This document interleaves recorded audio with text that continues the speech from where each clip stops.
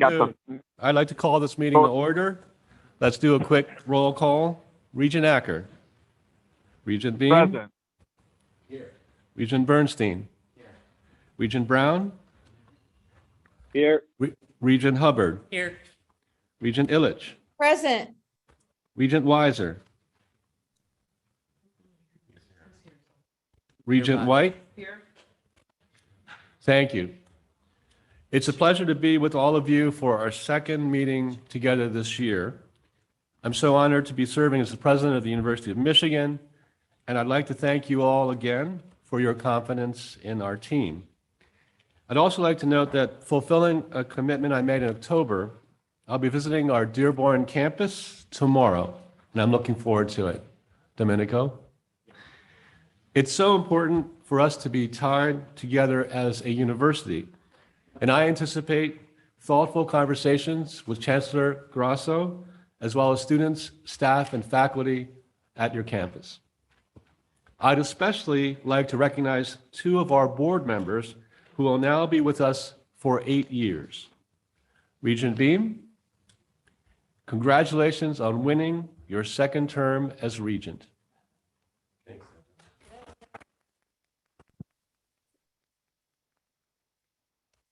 And Regent White, special congratulations to you for winning a fourth term. Congratulations, Regent White.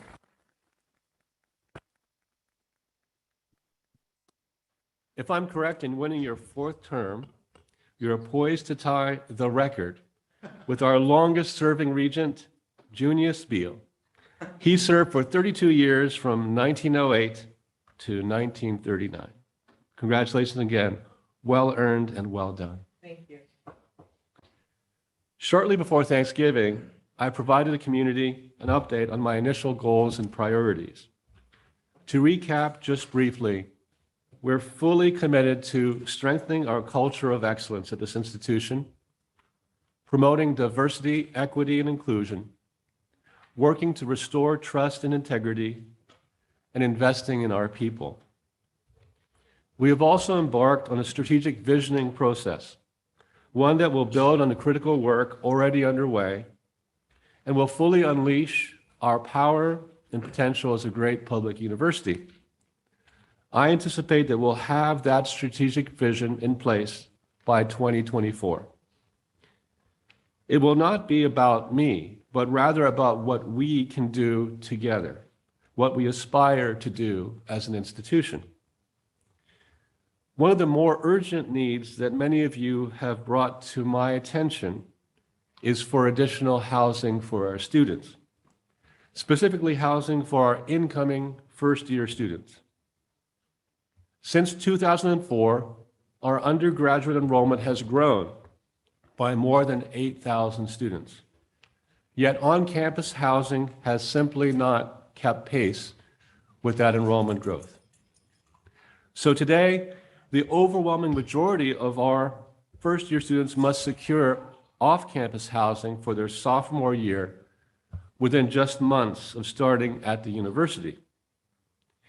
Your first year as a student is such a vulnerable time. As our first-year students take their initial steps, it's critical that they feel connected to our campus and community.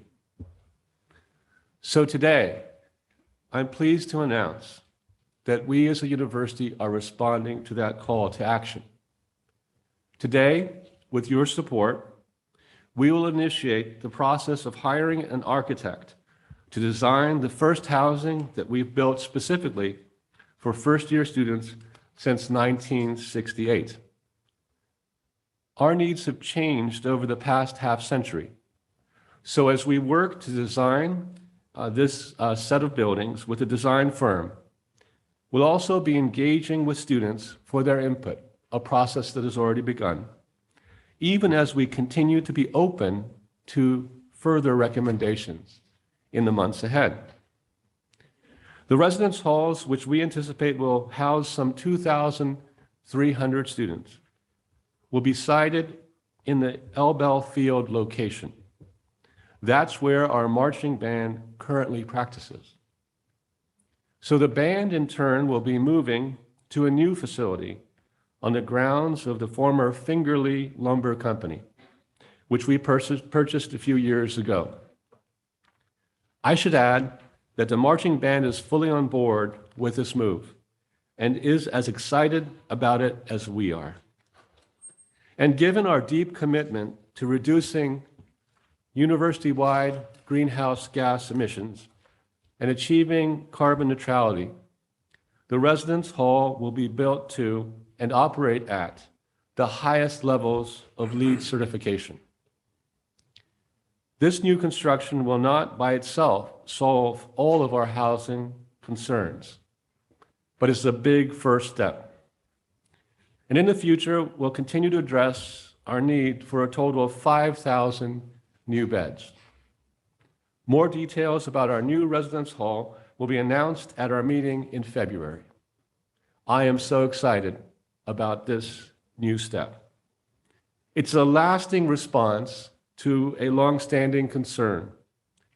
It will strengthen us as a university, and it will bring thousands of our first-year students closer to us on campus and to us as a community.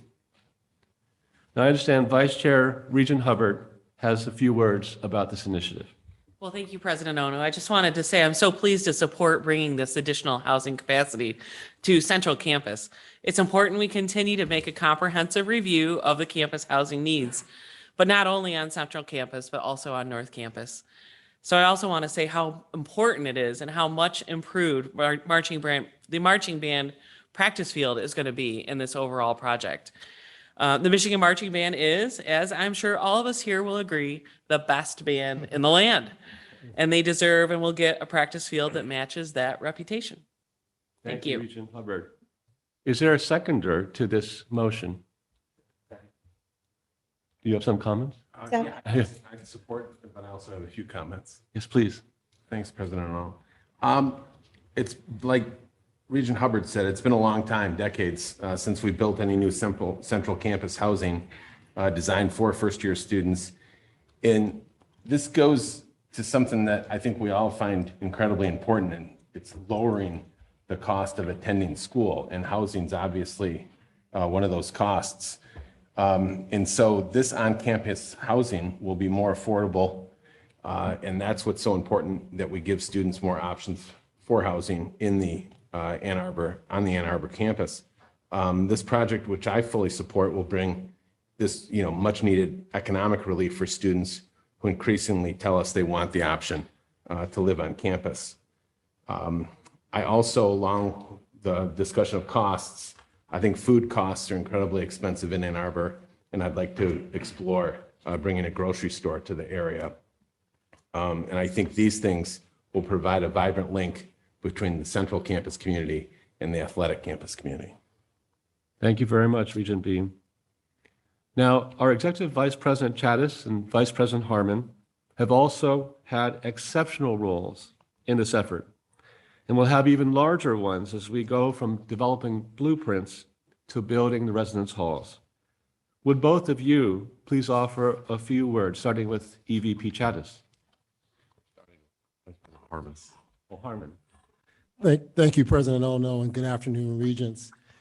Executive Vice President Chattis and I are pleased to present this proposal for a new 2,300-bed undergraduate student residence and dining facility on the current L-Bell Field site.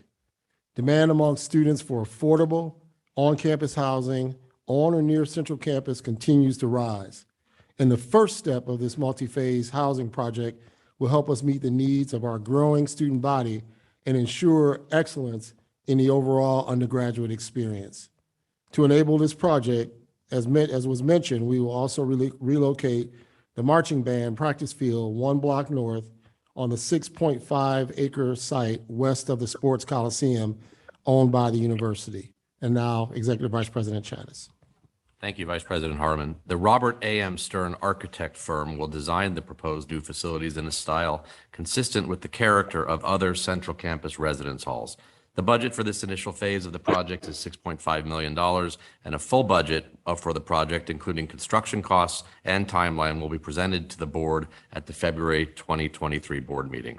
We recommend that the Board of Regents approve proceeding with the new 2,300-bed residence hall and dining facility, including relocation of El Bell Field, and authorize commissioning the Robert A.M. Stern architect firm for the project design.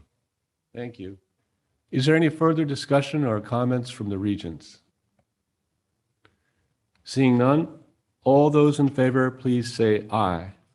Aye. Anyone Aye. opposed? Anyone opposed, same sign? Anyone abstaining? The motion is unanimously approved, and we will move forward with hiring a design firm. I'm also pleased that we will be establishing a new position of Director for the University of Michigan Center for Innovation in Detroit, effective January 1st, something that we've been speaking about at this institution for some time. The director will report to our provost and will be a critical liaison in our continued collaborations with Detroit stakeholders and lead the UMCI in becoming a world-class center of research, education, and entrepreneurship. Finally, today we have with us a special member of our team who will soon be concluding her service at the university. She's been with us since 1988. Many of you know Callie Michaels, our Vice President of Communications, far better than I do. But in the short time I've been here, I can tell you it's been an honor and privilege to work with you, Callie. And in our few months together, as I said, I've been so impressed with her commitment, her integrity, her warmth, and her judgment, and her love for the University of Michigan. So it's fitting for us to pause and thank her at this time. Regent White, would you please offer the resolution that we prepared for Callie's retirement? My pleasure.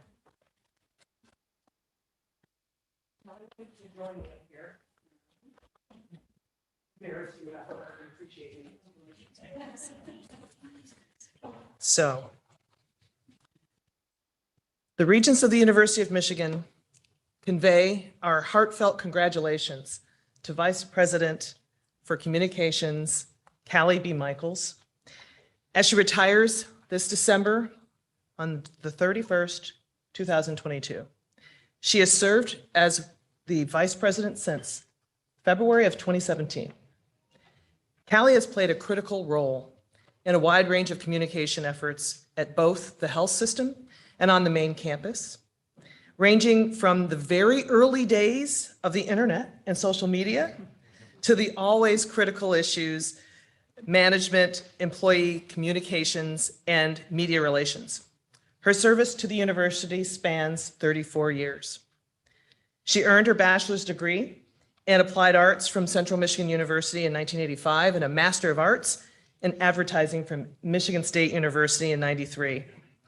She joined the University of Michigan in 1988 as an information officer in the Office of Planning and Marketing for University of Michigan Health Systems, and in 2000 was appointed the Director of Public Relations for the health system.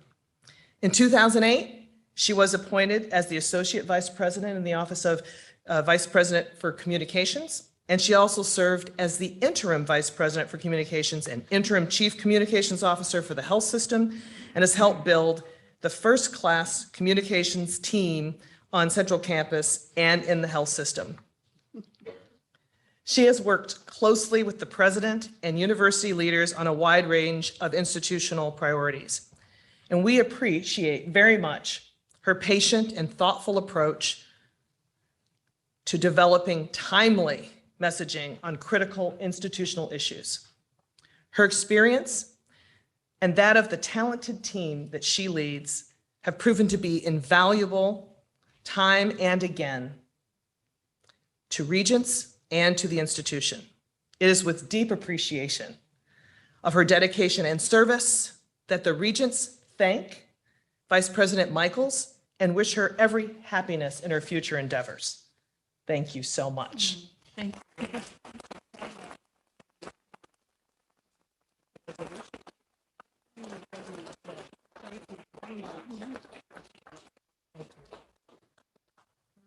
Vice President Michaels, will you offer some remarks? I would love to. Thank you so much.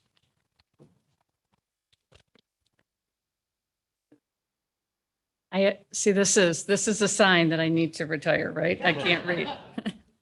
Thank you, Regent White and the entire board for the really kind remarks and resolution.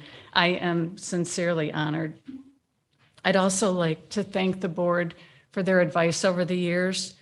It has been incredibly helpful, and it's really resulted in such programs as the Go Blue Guarantee. That was a real push of the Regents, so I thank you.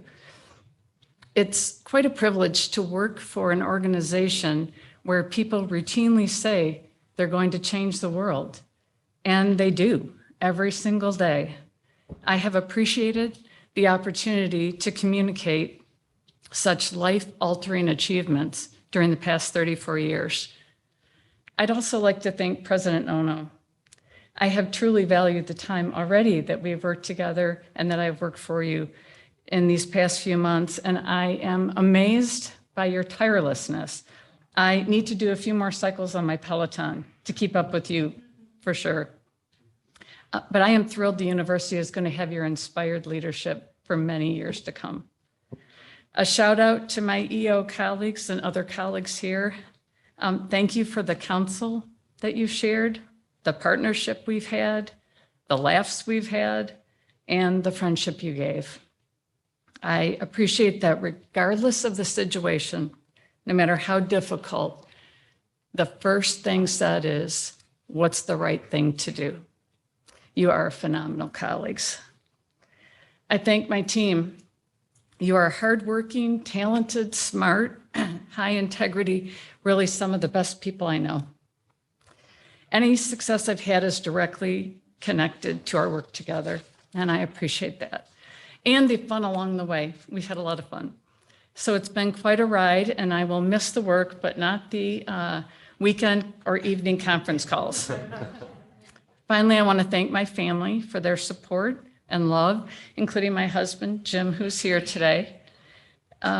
This kind of job can't be accomplished without a strong home base, and I have that. So thank you, family. Thanks again, and go Blue.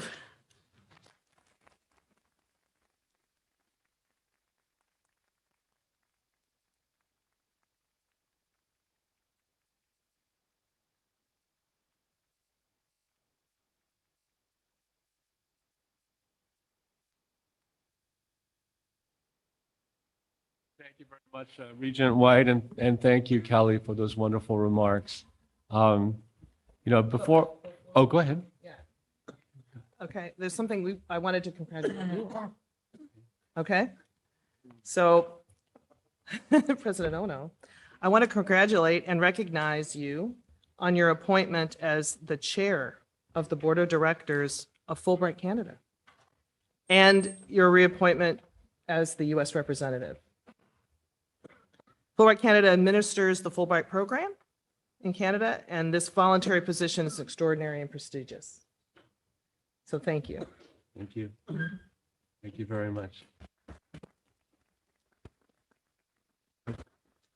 Callie, if you'll permit me, and I want to invite anybody else who wants to say something about Callie, but we were together last night, and I was remembering 1988 and where I was, and I remember in 1991 when at Johns Hopkins University, when I was an assistant professor, we were thinking about this thing called the World Wide Web and the internet. So I assumed as someone intimately involved in communications at this university, you might have had something to do with it. So a fun fact is that Callie was on the team that created the website for the University of Michigan. And the even more fun fact, before these other platforms, I understand you played a critical role in MySpace at the University of Michigan. So that's really quite a historic contribution to this institution and our communications. Thank you. Well, it was the great idea that we were the backbone, but thank you. Welcome. Anybody else who'd like to make some remarks? Go ahead. Thanks, President Ono. I would just like to say about Callie that the job, like she mentioned, is not a 9-to-5 or an 8-to-5 job like many are. It's just constantly being ready for no matter what comes up. And since in the 8 years I've been on the board, I've been constantly impressed by Callie's work ethic, but not only work ethic, but the ability, it's one thing to communicate with people, but it's another to be heard and understood when you communicate with them. And she just had such a knack for doing that. In the past 2.5 years, needless to say, communication's been incredibly important. And I think she's just done a remarkable job. So thanks, Callie. All right. Well, thanks a lot once again, Callie. And before we move on to the rest of the meeting, I'd like to just offer the students who are here with our best wishes on upcoming examinations. And for our soon-to-be graduates, congratulations. I'm looking forward to seeing you in the Chrysler Arena. And for our football fans, I'm hoping to see many of you in Phoenix and hopefully in California soon thereafter. But wherever your road takes you, I wish all of you a joyous and memorable holiday season. Thanks again, and I'd like to move forward with our presentations and committee reports. Is Eric Lundberg here? I'm going to start with chair reports. Okay. Vice chair report. Okay, we'll start with the vice chair report. Okay. Hopefully. I just wanted to share that as we close out 2022, I wanted to take a moment to reflect on what an incredible year it's been. We took our Board of Regents meeting and the university's leadership team to the UP for a meeting for the first time to connect personally with Northern Michigan residents and organizations. We launched a strategic transformation process for the regional campus at U of M Flint, and we found just the right leader for this institution, Santa J. Ono, at just the right time. Santa, you've laid out a vision for our university that already is starting to restore trust in university leadership and unite the campus community. Your engagement with students is not only refreshing, but essential to understanding how best to meet their academic needs and help them reach their goals.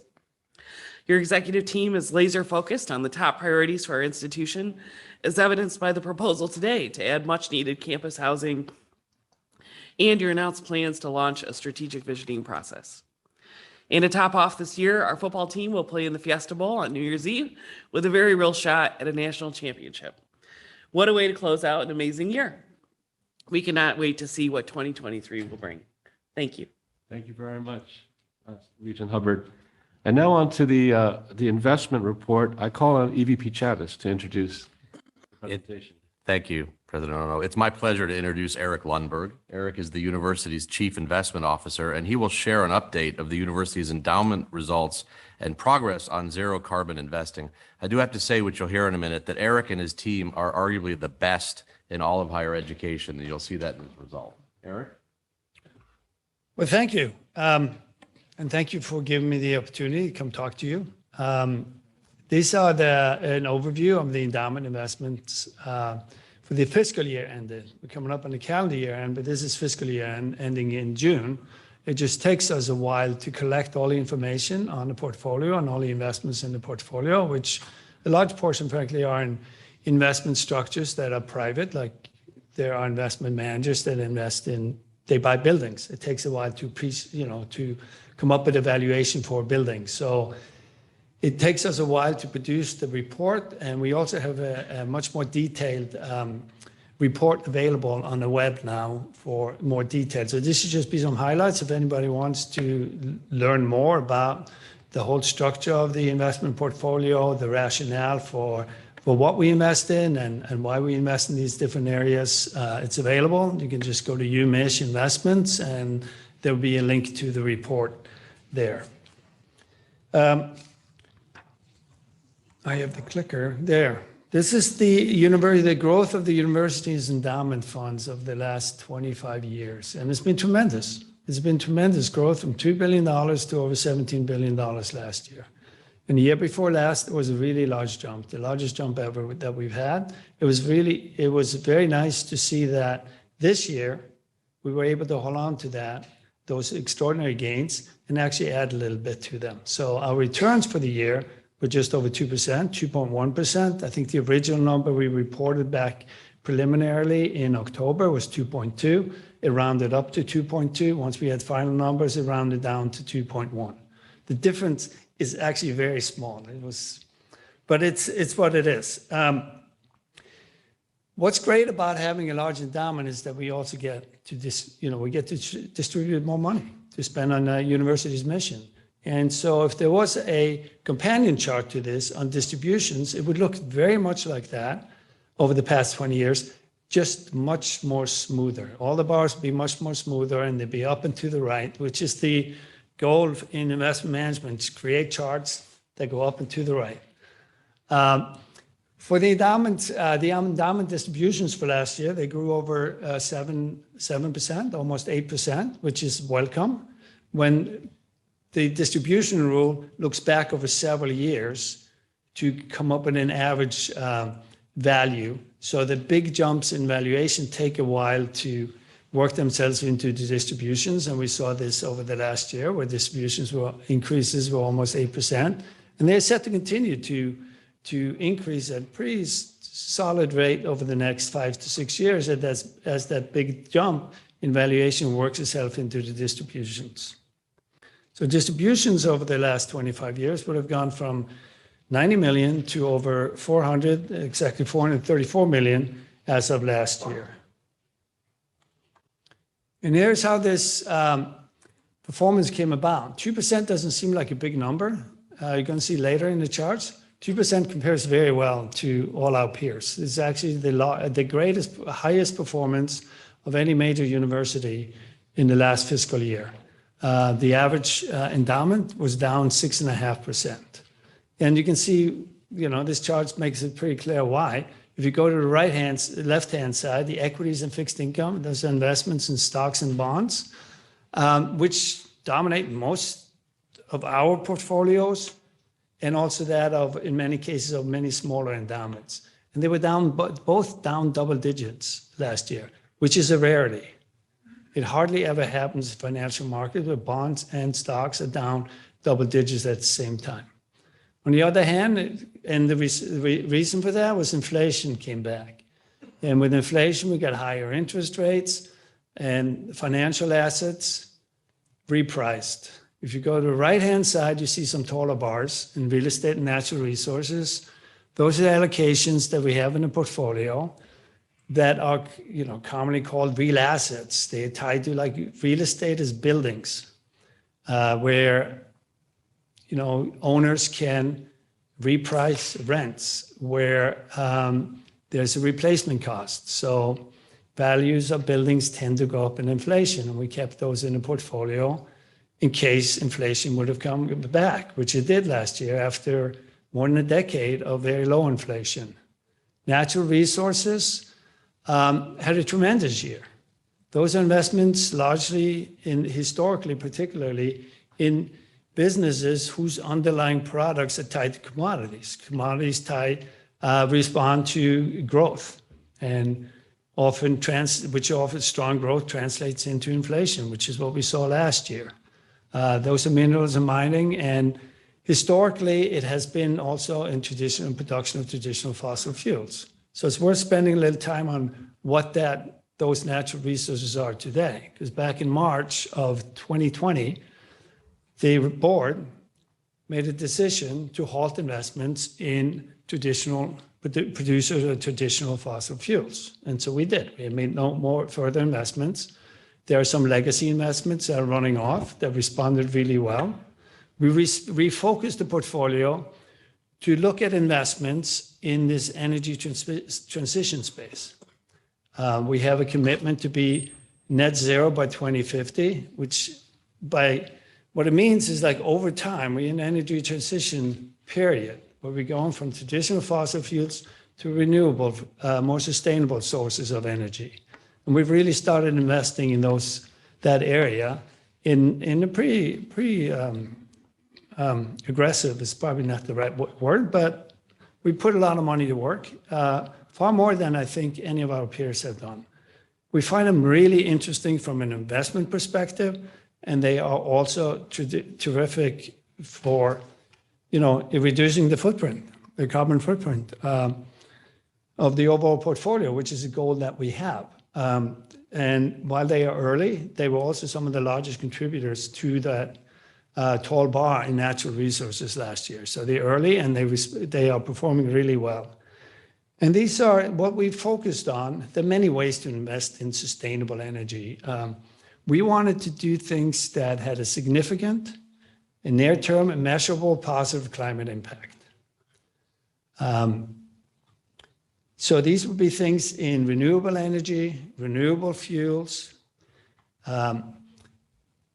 investments that lower greenhouse gas emissions from industry, from agriculture, dairy farming, and other investments that lessen the environmental impact from the production of traditional sources of fossil fuels in this transition period. So what these underlying investments actually do, they are focused on carbon sequestration from ammonia, from industry, concrete plants, from agriculture. There's a lot of agriculture waste that is either just burnt, release a lot of greenhouse gases, or just left out in the fields throughout to find a way to sequester them, take away the methane and turn that into renewable gas. And dairy farming is notable for releasing methane into the atmosphere. And one of the investments that we are pursuing is one that is focused on capturing that methane to take it out of the environment and then turn it into renewable gas, which then be turned into power to power these dairy farms or be put back in the general supply of natural gas.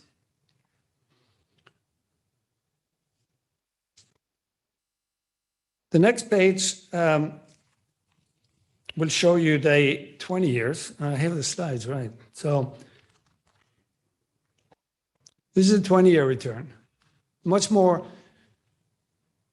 Last year, you saw this really lopsided chart. This is what we expect to go forward for longer term. We think the hope is the equities bar all the way to left be a little bit taller, not much taller than the blue bar, but it's similar. And those very tall yellow bars will come down, but they will still be the tallest bar in the long run, is what we expect. But that's what the performance has been over the past 20 years. And this chart shows how the endowment's performance compared to our benchmark.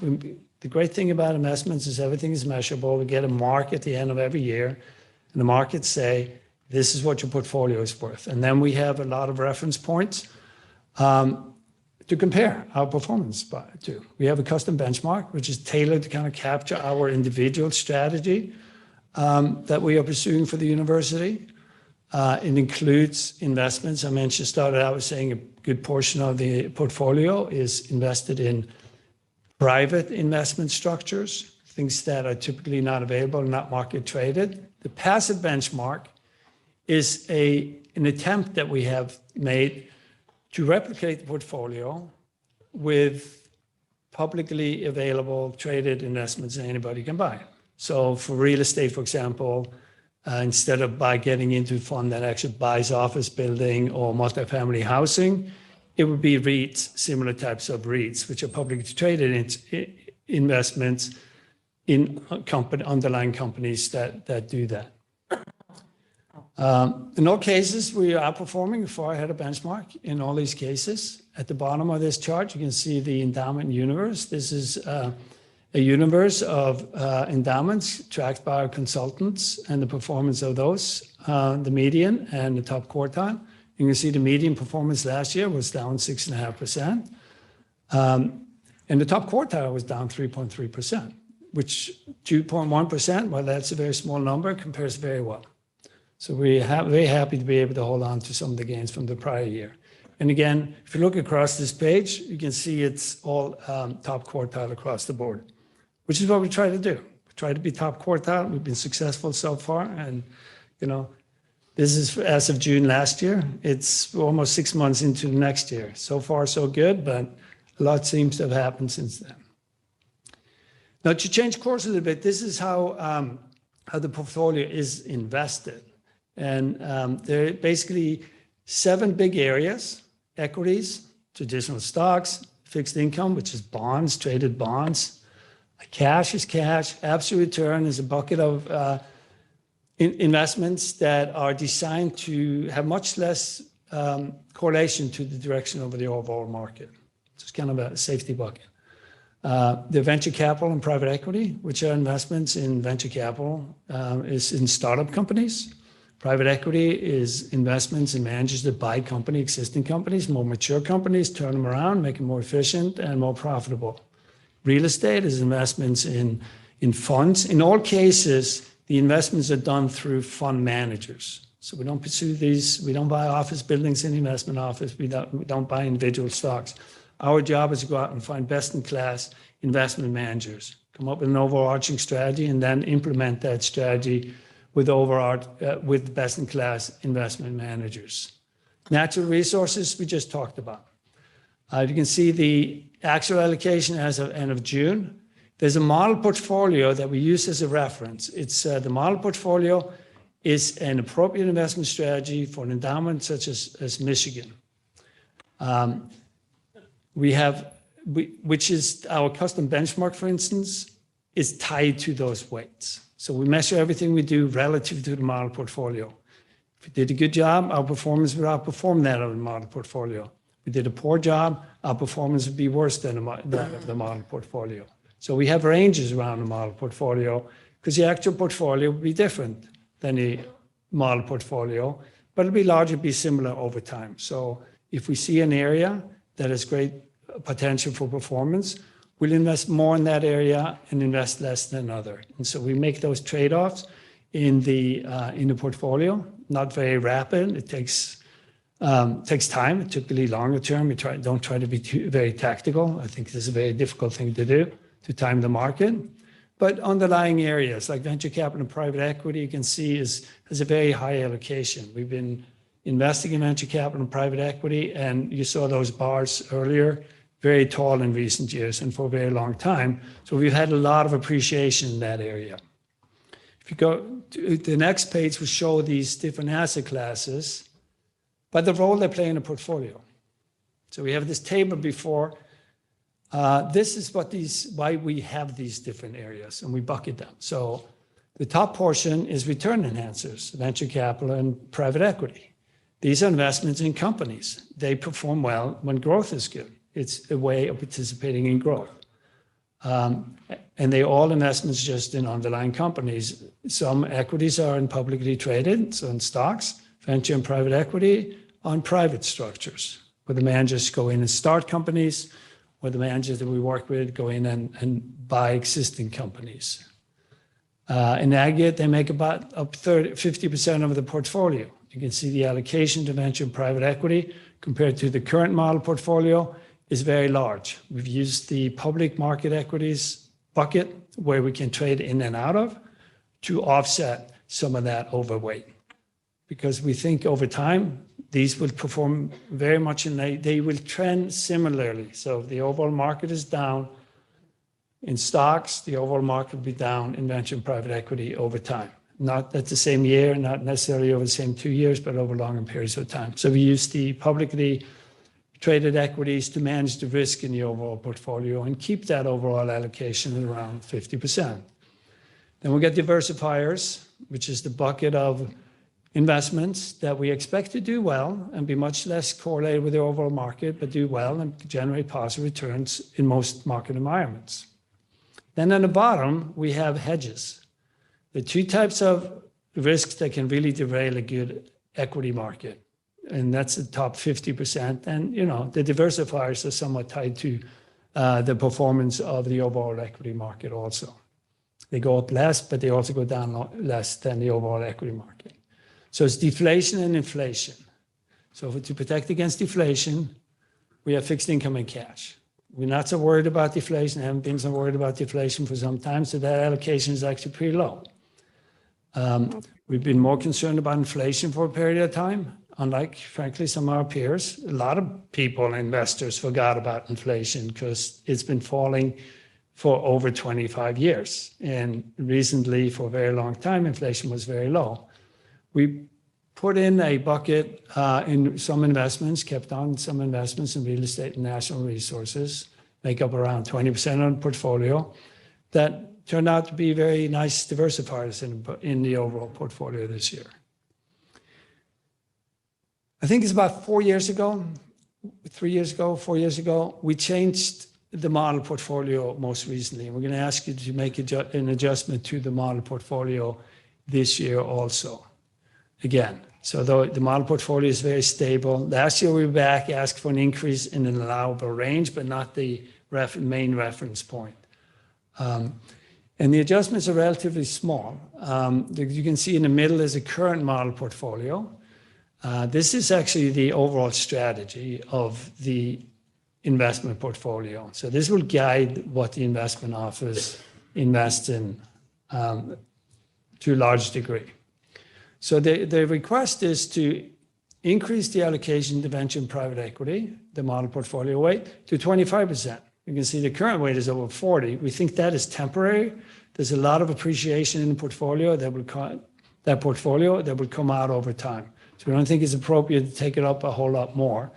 But with the idea that that overweight should come down over time and approximate the 30% more closely to the new request. So from 25 to 30%, with a corresponding offset in the weight in equities from 25% to 20%. So that bucket together would be 50%. If you look at the bottom part, the absolute return, no change. The bottom part, we would ask to recommend a change in fixed income and cash from 14 to 12, so not a big change, just a little bit smaller, but a corresponding increase in our allocation natural resources to 10%. So we have two things going on in natural resources bucket, where we are rapidly investing in energy transition strategies that are performing really well, and we think that those are going to continue to perform really well and appreciate quite a bit in the portfolio. At the same time, we have all these traditional fossil fuel, these strategies focused on the production of traditional fossil fuels that are also running off. So those will offset, but we think the renewable or there's the energy transition investments will more than offset the runoff in the traditional fossil fuels in recent years that we expect in recent years. So we want an increase in that. More importantly, on this next page, we go back to 2 pages ago, and this is the framework we had there where we have the maximum and minimum allocation. I'm showing it this way to the board because there's an item that Jeff, CFO Chavez, will ask for approval for later. That's laid out in this format and looks just like this with the change in the portfolio, the proposed model portfolio. But you can see at the bottom line, second from the bottom, the range to the allocation to natural resources is going up to 15%.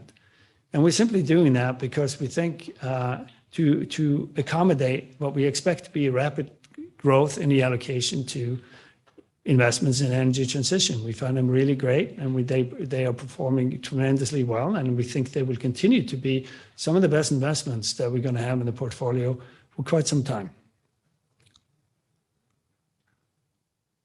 We talked about net zero already, but this is a summary of what has happened since 2020. So over the past 2 years, the university has invested $420 million over the past 2 years. We've invested more since June 30, since that time. We have identified several other investments. And the goal here is not just to put things into the energy transition space. There are a lot of investment opportunities. Our focus is also to generate great returns for the endowment. And so that makes us focus on that very narrow area with a short-term significant impact. We think that's measurable. We think that makes a lot of sense. We also looked at the rest of the portfolio and basically divested from all the companies tied to the production of fossil fuels in the way we could. So the public equities portfolio hold no such companies anymore, and we continue to monitor that. In addition, we have the second bullet is trying to, it would be the third sub-bullet of the first bullet. Okay. We try to approximate the impact of the investments of these net zero or the energy transition investments that we are already pursuing in portfolio, what impact that would have on the overall portfolio. Like the goal is to be net zero by 2050. It's incredibly difficult. There's no easy way to measure the footprint of an investment portfolio today. There are no common methodologies. There are no great tools to use. There's also not a lot of data on the underlying companies. So we work with various industry groups to improve those tools and the measuring ability. But in our estimation, we think we could be offsetting about 25% of the carbon footprint already next year. And 50% maybe in 5 years. Won't hold me to that number because we don't know what the number is actually going to be once the tools are available. But if we think of the overall portfolio as the S&P index, broad market index, and the carbon footprint of that, we're pretty sure those numbers will work out. But we don't know what the final numbers will be. So these are not official, but we'll continue to measure. More importantly, we're making progress. A lot of the industry is tied up in this bottom part here in what does it mean? How do we measure? And we're doing that too. But we're also investing and going out and saying, look, we don't know exactly what this is going to mean, but we know it has a positive impact. We know it's going to make a difference and it's going to create great returns for the endowment. And that would conclude my remarks. Thank you very much for a thorough presentation. Seeing no questions, we'll move on to the Health Affairs Committee with Regent Bernstein. Thank you, President Ono. The Health Affairs Committee, including members Illich, Weiser, and Brown, also Regents White and Beam, met for an update on affiliations, financial performance, and other health system projects. The committee also reviewed. That concludes my report. Thank you very much. Regent Hubbard on the Finance, Audit, and Investment Committee.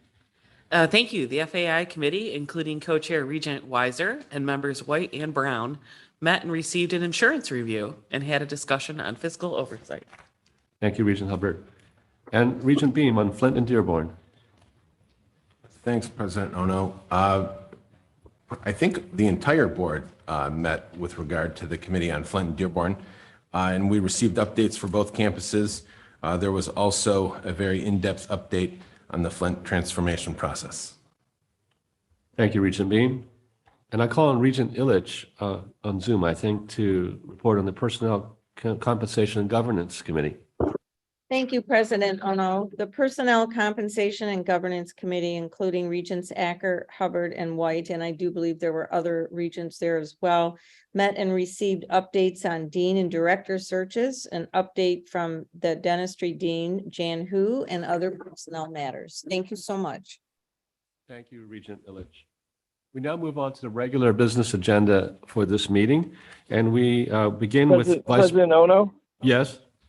President, this is Paul Brown. Hi, Paul. I just wanted to make one comment about Eric Lundberg's report and he and his team's performance.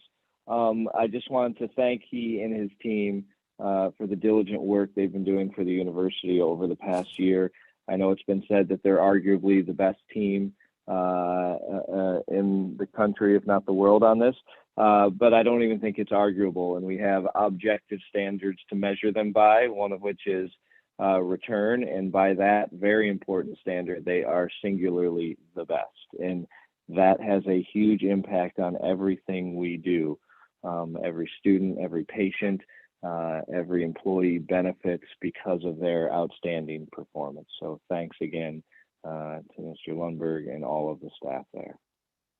Thank you, Regent Brown. That's certainly true. We echo that appreciation, Eric. And so we'll begin with the research report from Vice President Cunningham. Thank you, President Ono. I'm excited to announce that this month we have launched 2 new research endeavors that are designed to help accelerate society's transition towards an energy future that is equitable, affordable, clean, and secure. The Institute for Energy Solutions and the Michigan MI Hydrogen Initiative are jointly supported by the Office of the Vice President for Research, Michigan Engineering, and the School for Environment and Sustainability. Both Energy Solutions and My Hydrogen are structured in a way that allows us to foster collaboration across a wide spectrum of research disciplines, while at the same time strengthening our engagement with community groups, government, and industry partners.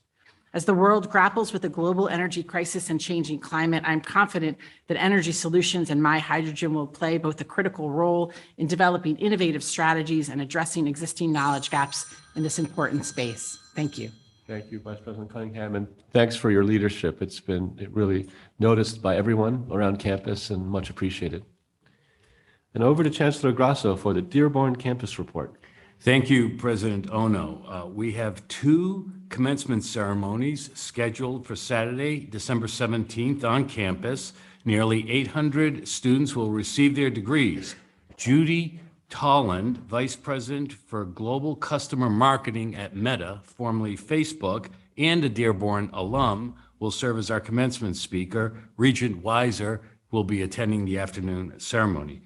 I'm also proud to report that our College of Business was ranked 24th in the country for our online MBA program by Poets and Quants, a leading source for MBA rankings and admissions advice. As a benchmark, the Ross Business School on the same list was ranked 4th. Cassandra Ulbrich, our Vice Chancellor for Institutional Advancement, and who also serves as President of the Michigan State Board of Education, received the Distinguished Service Award from the National Association of State Boards of Education, the highest award that is bestowed by this organization. Carrie Schumacher, our Chief Information and Strategy Officer, received the Michigan Corporate CIO of the Year Award. Congratulations to Carrie. We officially unveiled and celebrated the new name of our university center, the James C. Rennick University Center, with his family and friends present. Finally, everyone on campus is very excited because Santa is coming to town tomorrow. And I am sure that he will find that no one is naughty and everyone is nice. On a more serious note, we have 250 people who signed up for the town hall meeting for your visit tomorrow, which is the largest we've ever had. That ends my report. Thank you very much, and thanks for all the work you've put into that visit. I'm really looking forward to spending time with the faculty, staff, and students of the Dearborn campus. Thanks a lot, Chancellor Grasso. And over to the Flint campus report, Chancellor Dutta. Thank you, President Ono. Since we launched the Strategic Transformation Plan in late September, our campus and community has responded with great interest and enthusiasm. We are reviewing hundreds of pieces of feedback received through our website, focus groups, surveys, and dozens of meetings. So thank you to all who have shared your voices with us. Tomorrow, we are holding a town hall on this topic to provide the campus updates on the progress. It is at 10 a.m. in the Michigan rooms at the Flint campus. Everyone is invited. I'd like to thank President Ono and the Regents for your support. Together, we will build a successful future for U of M Flint. U of M Flint is collaborating with the Lear Corporation in Flint and the UAW Local 659 to offer a certificate in workforce communication and leadership to selected Lear employees. This first-of-a-kind partnership, which will launch in February 23, will allow employees to receive advanced training in teamwork and leadership from U of M Flint faculty. This initiative strengthens our commitment to serve the greater Flint region and move it closer to the state's 60 by 30 goal of having 60% of Michiganders possess a post-secondary certification by the year 2030. Our Hagerman Center for Entrepreneurship is one of the 4 finalists for the Excellence in Co-Curricular Innovation Award from the United States Association for Small Business and Entrepreneurship. This happens to be the world's largest organization devoted to entrepreneurship education. The Hagerman Center will present its case for selection at their annual conference in Tallahassee, Florida in January. I'm very pleased to say that U of M Flint DPS began expanded patrols in downtown Flint last week. This was made possible by a $1.5 million three-year grant from the CS Smart Foundation. Using this grant, our DPS has hired 5 new officers, and the enhanced efforts in policing began in partnership with the Flint PD and the Sheriff's Office. This helps Flint PD respond to more serious calls in other parts of the city. Dr. Amy York, an associate professor of physical therapy, was recognized last month as one of this year's recipients of the Governor's Service Award. She serves as an associate director of community engagement for HEART, which is an acronym, a pro bono clinic operated by our College of Health Sciences students and faculty. I want to thank Regent Paul Brown for agreeing to speak on behalf of the board at our December commencement on December 18th, in which over 950 U of M Flint students will graduate.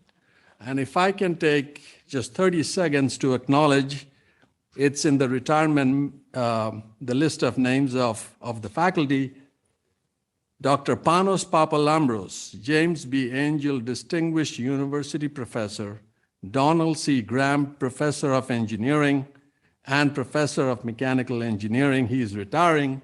He was the chair of the faculty committee that hired me in the Department of Mechanical Engineering in 1989. He has been a big mentor of mine, and I wish him all the best. Thank you. Thank you, Chancellor Dutta, and thanks for all of your leadership and also for welcoming me to your campus on 2 occasions. So thank you. I would like to call upon faculty on the faculty governance report. I call on SACWA Chair Sylvia Pedraza.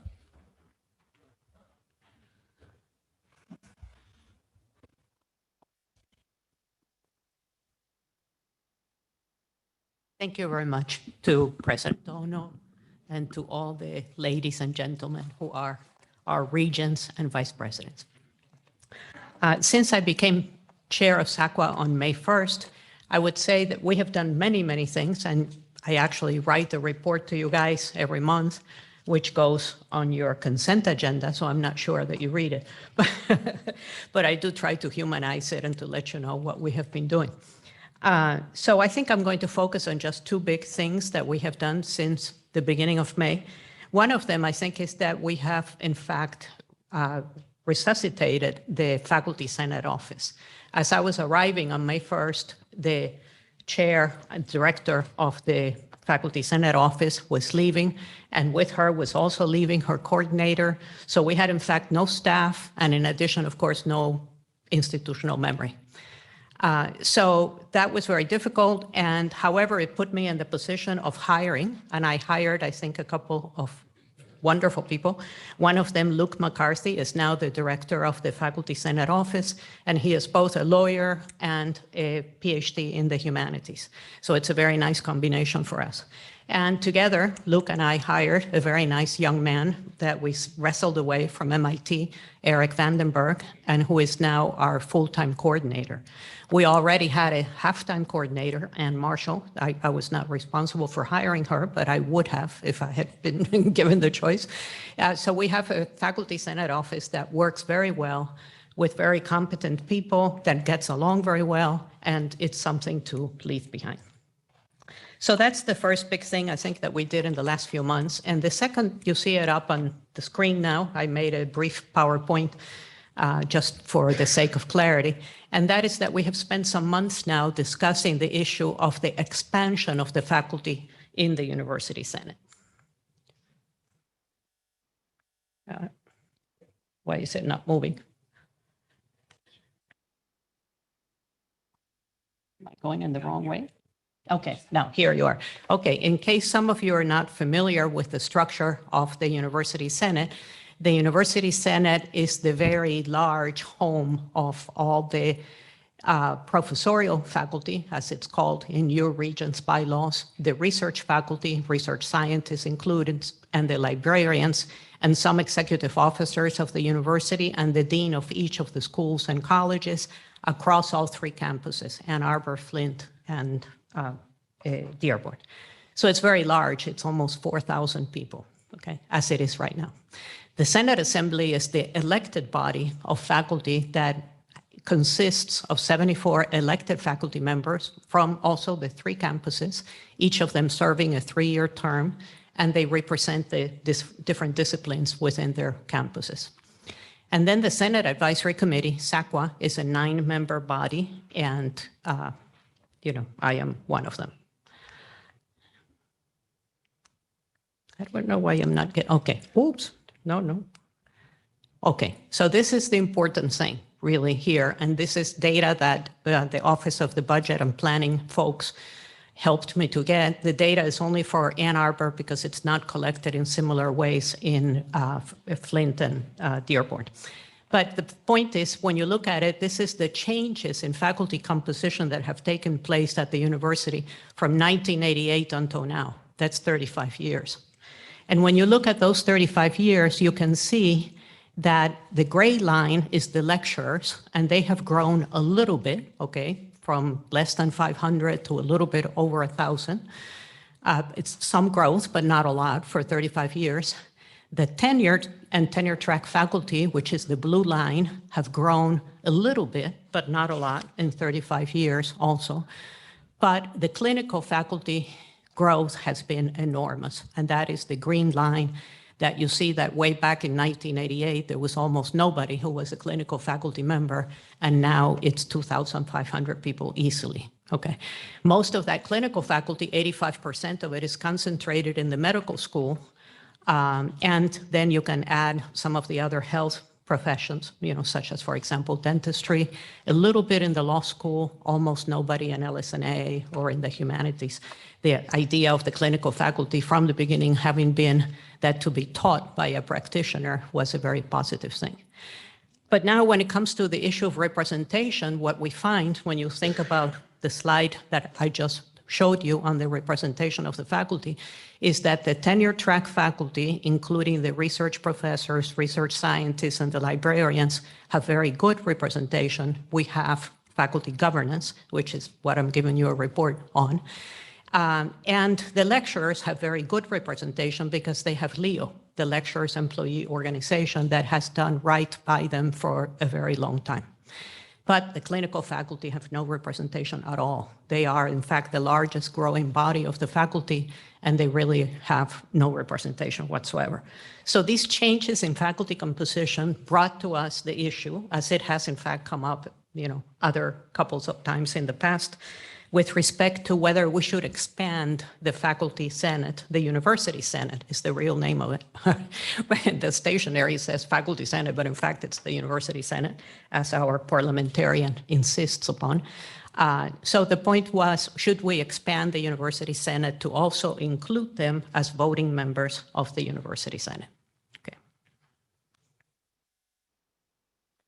So what we did in the summer and the fall was that we began working on this issue, and we structured a faculty senate restructuring working group, as well as the Senate Assembly Committee on Rules, Practices, and Policies. For short, we call it the RPP. And what we have done all fall long now is that we engaged in educating the faculty on the possibility of expanding the membership to include the clinical faculty and or the lecturers, okay? Always we keep thinking about people with at least a 50% appointment, because people with less than a 50% appointment very often are, they're just teaching one course. They have an insecure status within the university. So it's really for people who are here and devoted to the university and working with it most of the time. So, and then of course we had to think in terms of the consequences for the nature of faculty governance, as well as the consequences for the apportionment of the Senate, the 74 people that represent the Senate. The arguments for and against inclusion were recently presented by various faculty members at the Senate Assembly and University Senate meetings. And you can find those up on our website, facultysenate.umich.edu, resources, restructuring discussion. And you can see everybody, 3 people who argued for the expansion and the inclusion, and 3 people who argued, and all the arguments against the expansion and the inclusion. Okay, so what we're going to do in the winter, we find ourselves sort of like halfway there. We have now educated the faculty, I think. We have given them every possible argument for and argument against. I want to, by the way, highlight that the executive IT folks have been very, very helpful to us, because all of this process involved what I call marrying the old, the idea of having a deliberative assembly where one can make arguments for and against. And with the new electronic means of communication, we're not always quite there yet, but we have progressed a lot, and it's thanks to their help. If the expansion of the University Senate were to pass, if people vote yes, it will involve a change in the Regents' bylaws. And so at that point, we would bring it back to you guys. But before we do that, we need to put it up to, therefore, 3 votes. SACWA has to vote. We have to have a Senate Assembly vote where we tell the Senate Assembly how SACWA voted.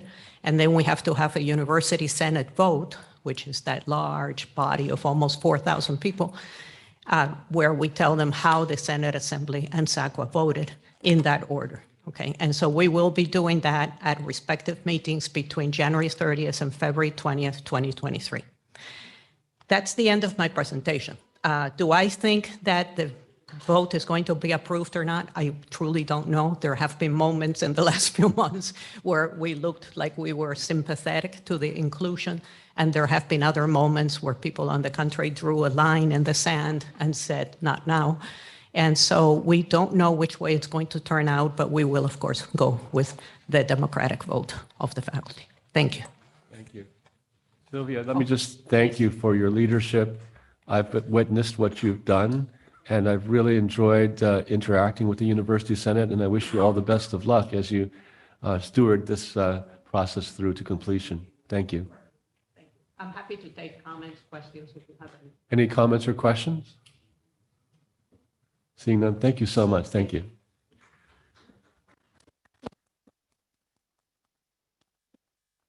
I call on the Rackham Student Government President Claire Liu.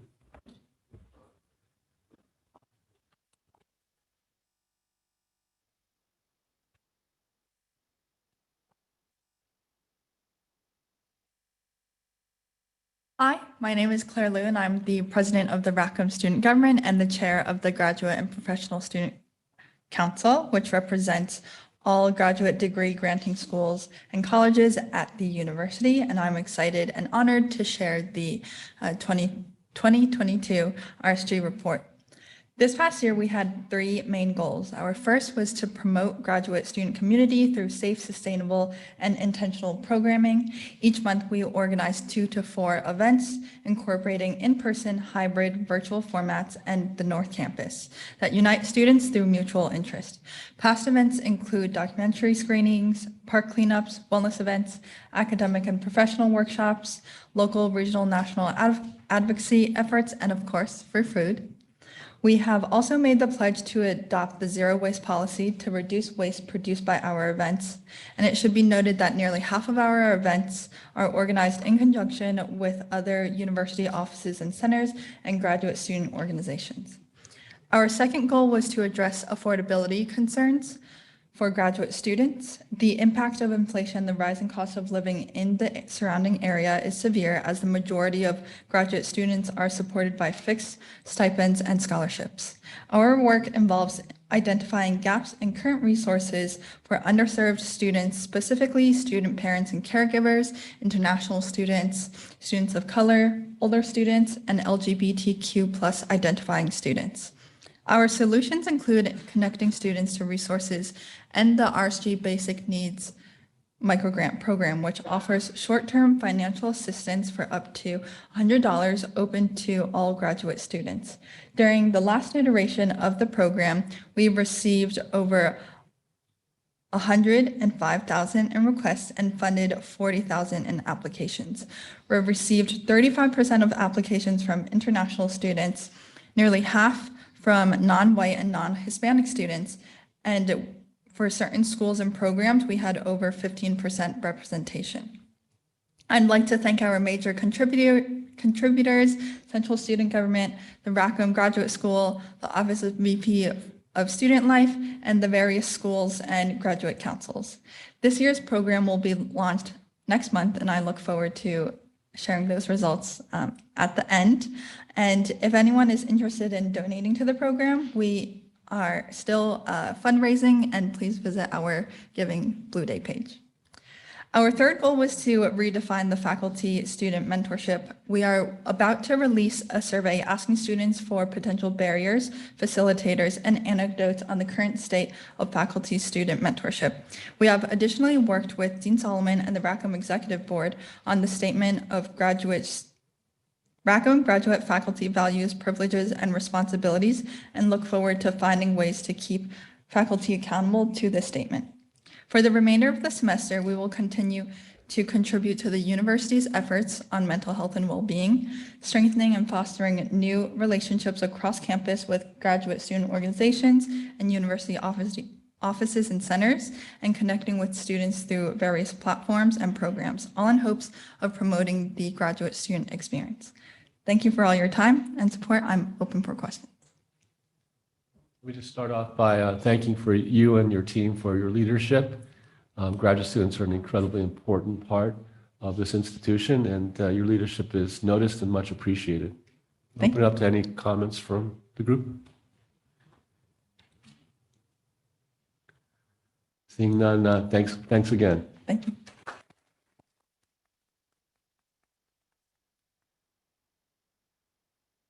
I now call upon the Central Student Government Vice President Jacqueline Hillman.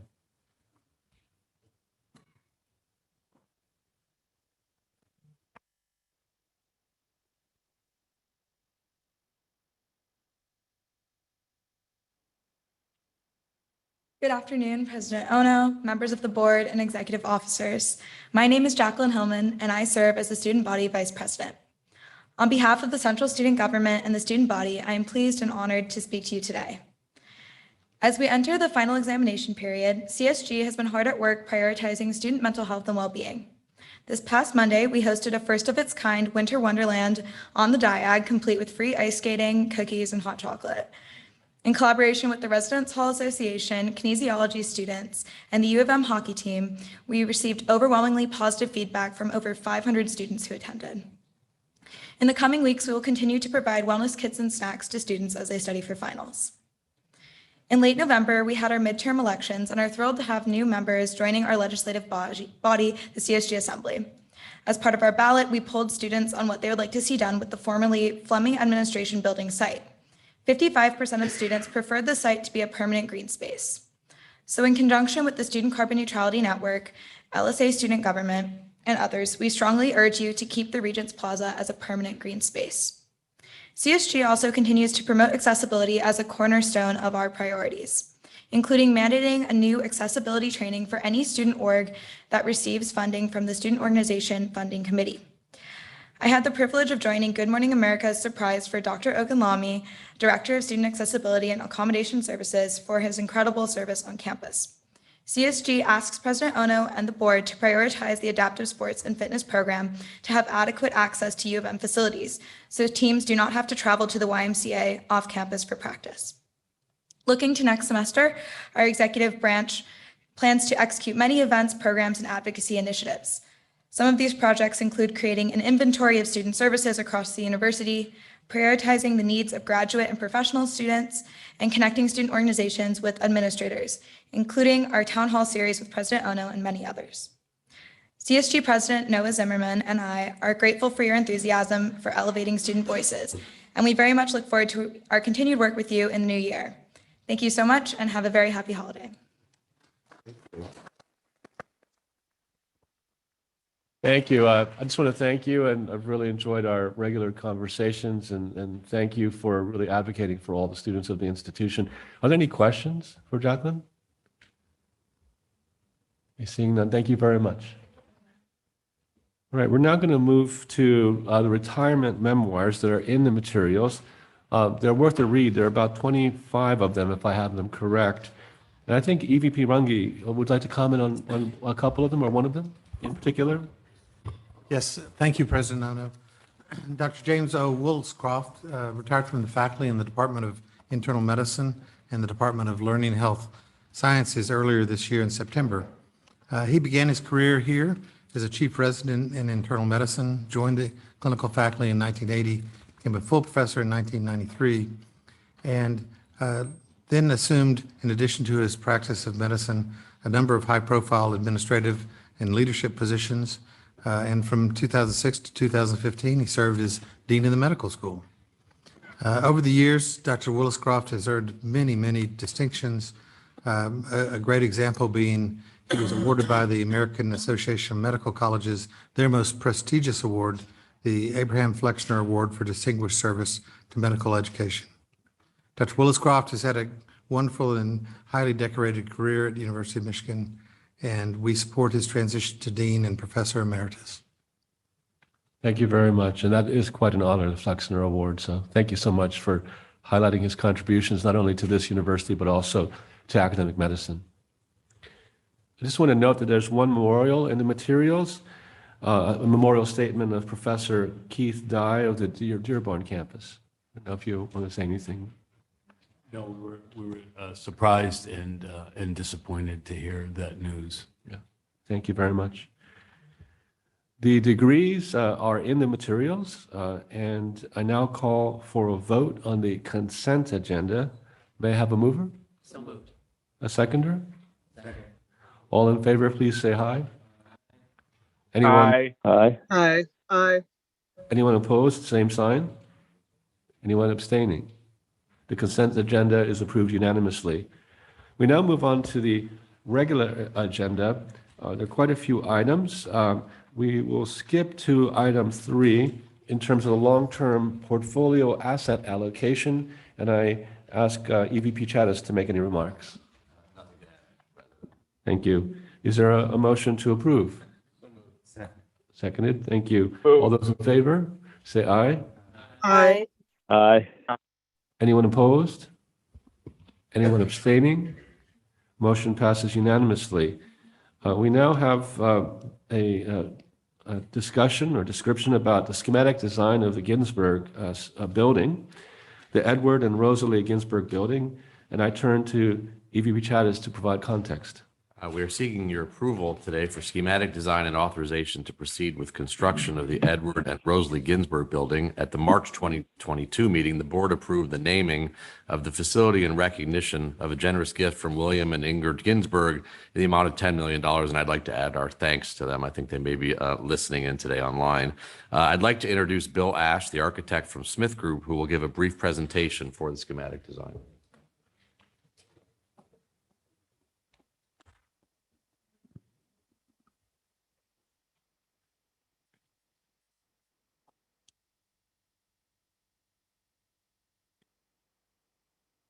Thank you. Thank you for the opportunity to talk a little bit about this project, small but very meaningful project.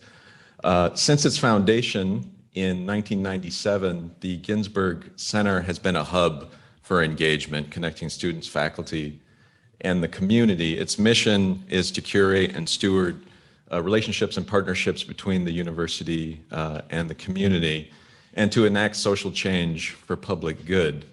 The Edward and Rosalie Ginsburg building is a new home, a new sustainable, a new vibrant home for that center that is intended to be a beacon for all folks seeking to be mentored or stewarded through their programs and their help, and a home for new tools, resources, and spaces that really help continue that mission forward into the future. And I just wanted to say, as an architect who believes that fundamentally responsibility to the environment is nearly synonymous with community and social good. It's been really rewarding to get to know the center, to get to know Neeraja and her staff directly, and to try to embody as much of those ideals into the design of their space as possible. The center site is the same site that it's occupied for years. It's at the intersection of East University Avenue and Hill Street. It's a site that's at the edge of campus, but there it is perfectly poised to continue to be a bridge between the university and the community. The center's mission encourages engagement of all different kinds, serendipitous, informal, as well as planned, and the site itself is intended to help facilitate that. We have an at-grade, fully accessible entrance now that addresses the busy intersection. That entrance is flanked by gathering spaces outside with outdoor seating and furniture intended to encourage conversation and collaboration. The two edges of the site on the streets are sustainable rain gardens with native grasses and perennials intended to create a soft and green edge looking back out towards the neighborhood. The community garden continues its presence along Hill Street, an important message about social engagement and food security. And the yard behind that is designed to facilitate a number of different types and scales of interaction, and I'll let the program extend out from the indoors to the outdoors. The building is 2 stories of multi-purpose flexible meeting and collaboration space and a partial basement for mechanical and storage, totaling about 11,000 square feet. Most of the first floor is meeting space and collaboration space, a central feature being a large open multi-purpose space intended to act as a kind of living room for the whole facility. It is equipped with AV and media and movable furniture so it can flex between a number of different uses, from active working lounge to presentation to workshop to all kinds of events. That space spills out to the outdoor gathering spaces, and there's a large picture window on the north side looking out towards the garden and towards the campus, but really they're intended to put the program in the center's work on display. All 3 floors are serviced by an elevator, but the living room connects directly to the 2nd floor with an open communicating stair that takes you right into an open community library. But really the 2nd floor is now a new adaptable interactive space for the professional staff, for student volunteers and student workers to have all different kinds of workspaces and collaboration space, different kinds of work modalities that they haven't had before. On this floor, we have private offices, we have open and teaming workstations, conference spaces, huddle rooms, and phone booths. We believe there are great parallels between the center's objectives for social good and the university's commitment to net zero greenhouse gases and carbon neutrality. Toward that end, the building is designed with a number of active and passive strategies to reduce its carbon footprint, not the least of which is the use of wood throughout to try and sequester carbon.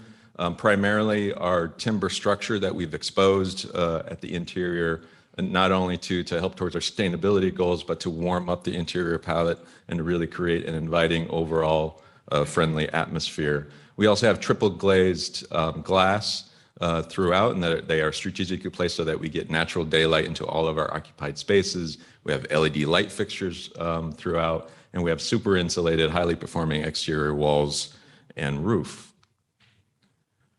And we have a geothermal exchange system integrated into the landscape for heating and cooling. That landscape really sets the stage for an architecture that is intended to be respectful of its community context in form and color and tone, to some degrees in materiality, but with the inclusion of modern details and transparency to really get at the center's objective to feel open and inviting out toward the community. Overall, it's intended to be referential to the important Ginsburg legacy, but to be forward-looking as well. And as I said, it is really a home, not just for tools, resources, and spaces, but for people who are really civic, community, and service-minded to continue to serve the center's mission moving forward. Thank you, Bill. I recommend this action item for approval. Thank you very much. I just want to reiterate our thanks to Edward and Rosalie Ginsburg, who are watching, for your generosity. This is going to be a huge impact on the institution. Is there a motion to approve? Yes, seconded. All those in favor? Aye. Aye. Anyone opposed? Same sign. Anyone opposed? Same sign.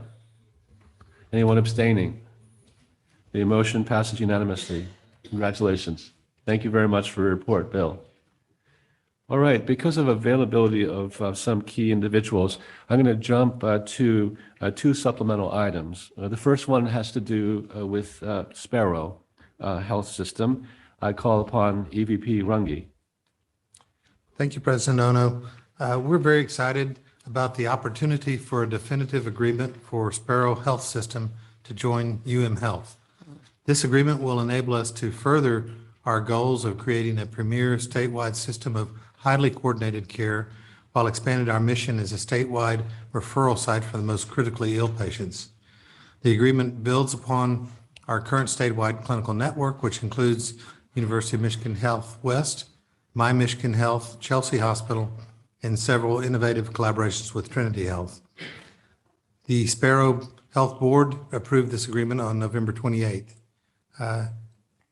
Executive Vice President Chattis and I request that the Regents authorize us to proceed with next steps into an affiliation agreement with Sparrow Health System as outlined in our request.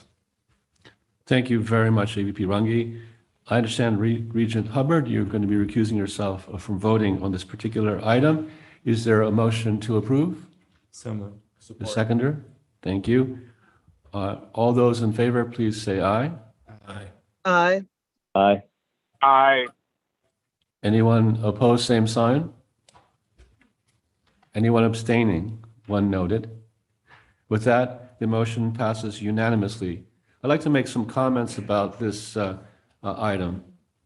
This definitive agreement is transformational for Michigan medicine and by extension, the University of Michigan, and the people that we serve across the state of the great state of Michigan.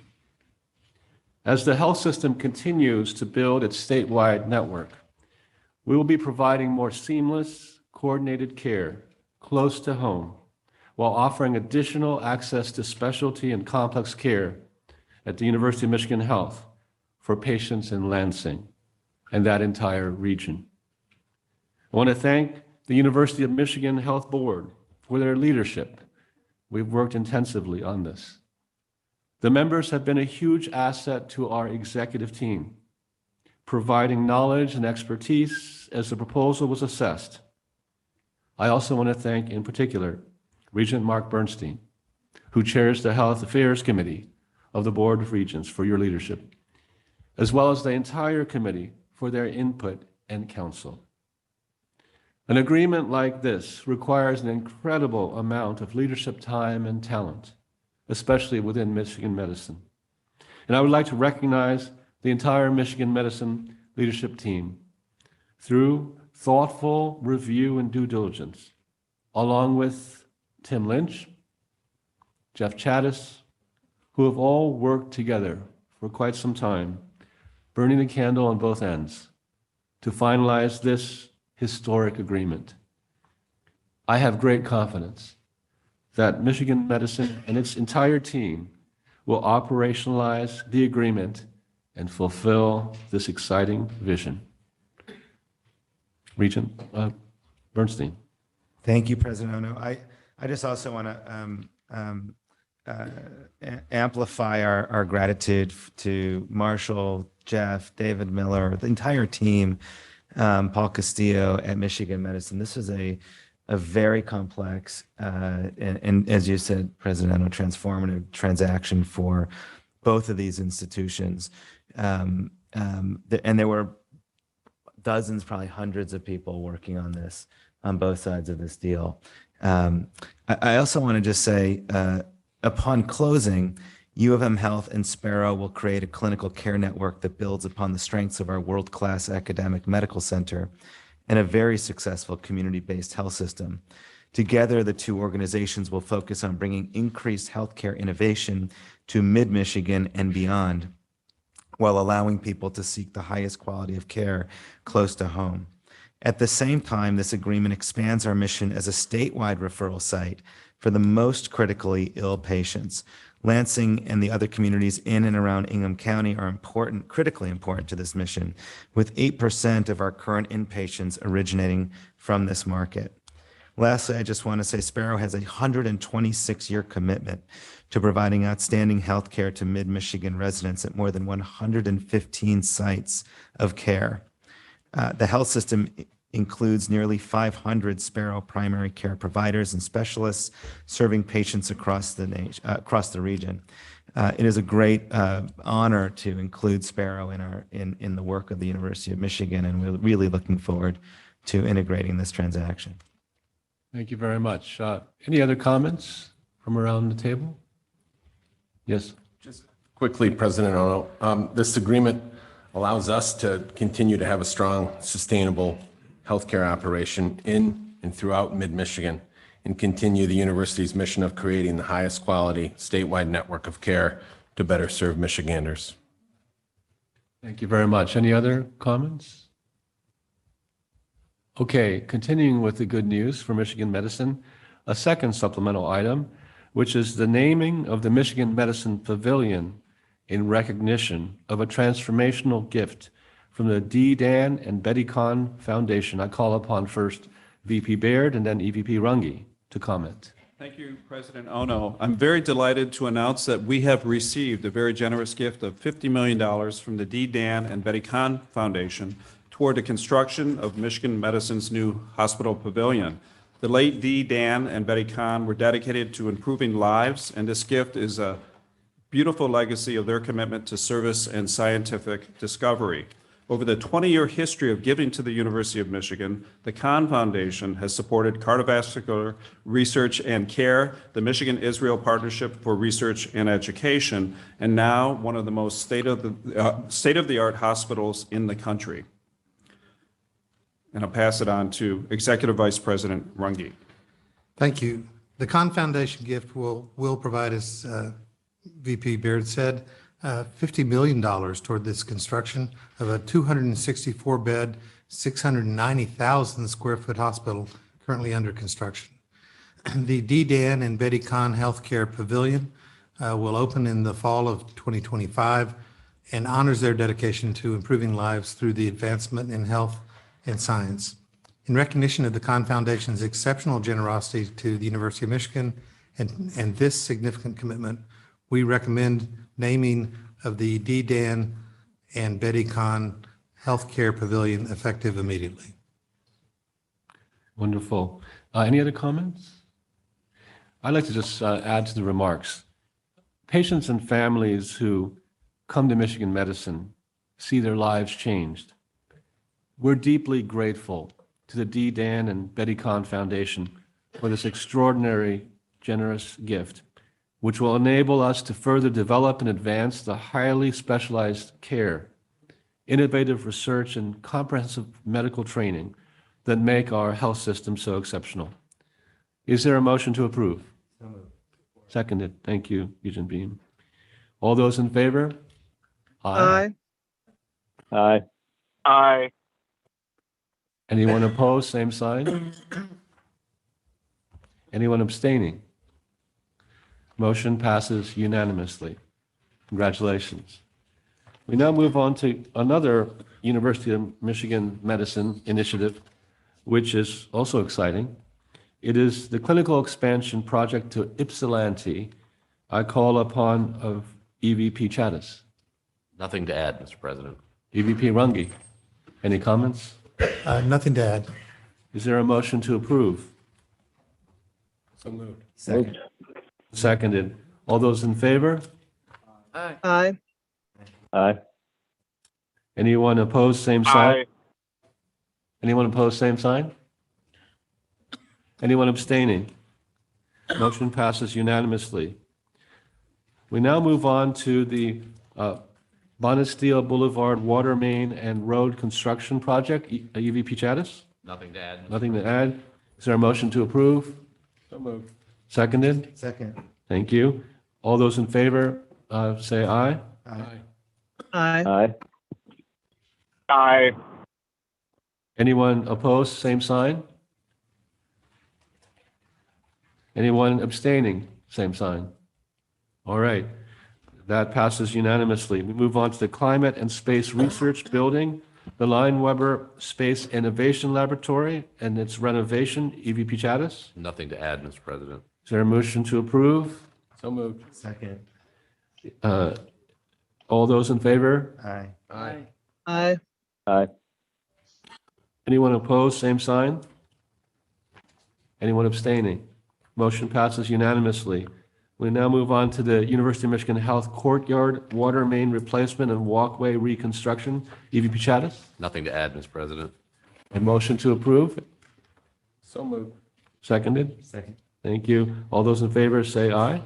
Aye. Aye. Aye. Anyone opposed? Same sign. Anyone abstaining? Motion passes unanimously. We now move on to the University of Michigan Flint College of Innovation and Technology Building. EVP Chattis? Is Nothing to add, Mr. President. there a motion to approve? So moved. To second? Second. Thank you. All those in favor say aye. Aye. Aye. Aye. Anyone opposed? Same sign. Anyone abstaining? Motion passes unanimously. Now, items 10 to 20 are conflict of interest items, each of which requires 6 votes for approval. So I'm going to have to do this by roll call. Does anybody have any questions about a particular item before we move to that? Seeing none, I understand that Regent Brown will recuse himself on item 20. Would any other regents like to recuse themselves from voting on any other items? If so, let me know.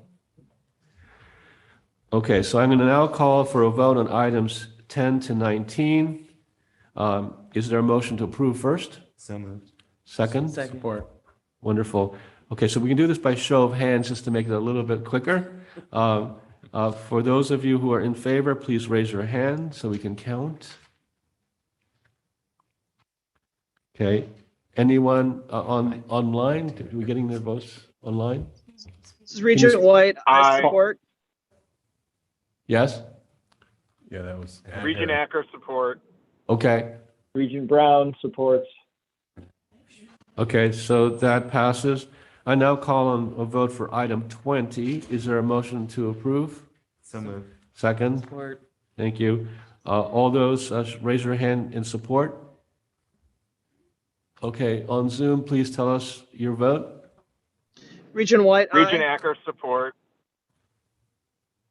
We need to, I don't know if Village is on. Regent Illich, are you on Zoom? She dropped, so we don't have the votes for it. So it comes back. We just have to pass and. We'll have to pass until the next board meeting on item 20. Okay. With that, I think we move to public comment. Is that correct? Yes. We're going to start public comments. Each speaker has up to 2. During public comment. Keep it on the If phone. you can. Yeah. Yeah, if you can get Regent Weiser back for it. We'll start public comment. Each speaker has up to 2 minutes. Our first speaker will be Riley List. We do ask you to end your remarks when you hear the beeper go off. And next in queue will be Deborah Heinrich. So, Riley, you can go to the mic. Hello. Okay. Hello. My name is Riley List, and I'm a member of the Student Sustainability Coalition. I am representing the interests of the Student Carbon Neutrality Network, which is a network of student organizations sharing a common goal for a just transition to carbon neutrality. My ask of you today is to proactively, consistently, and continuously involve students throughout the establishment of a long-term, fully integrated master plan that centers sustainability at its heart and drives the University of Michigan towards its carbon neutrality goals.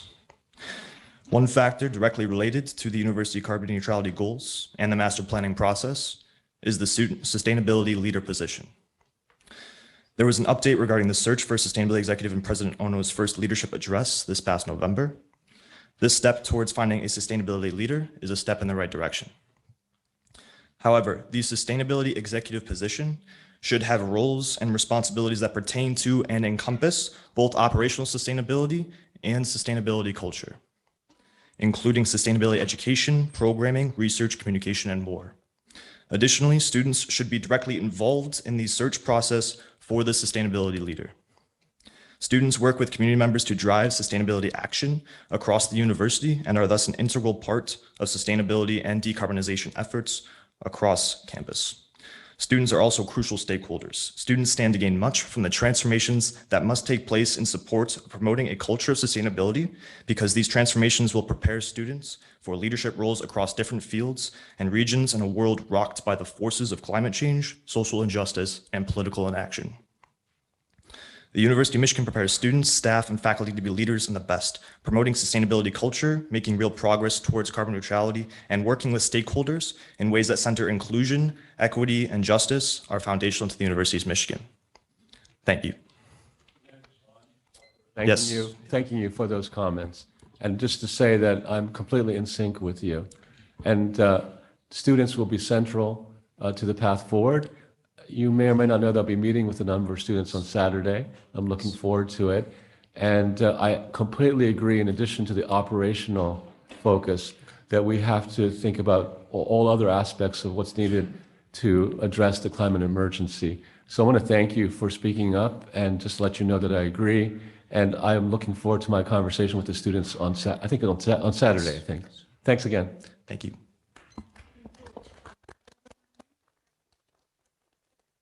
I have a hand down.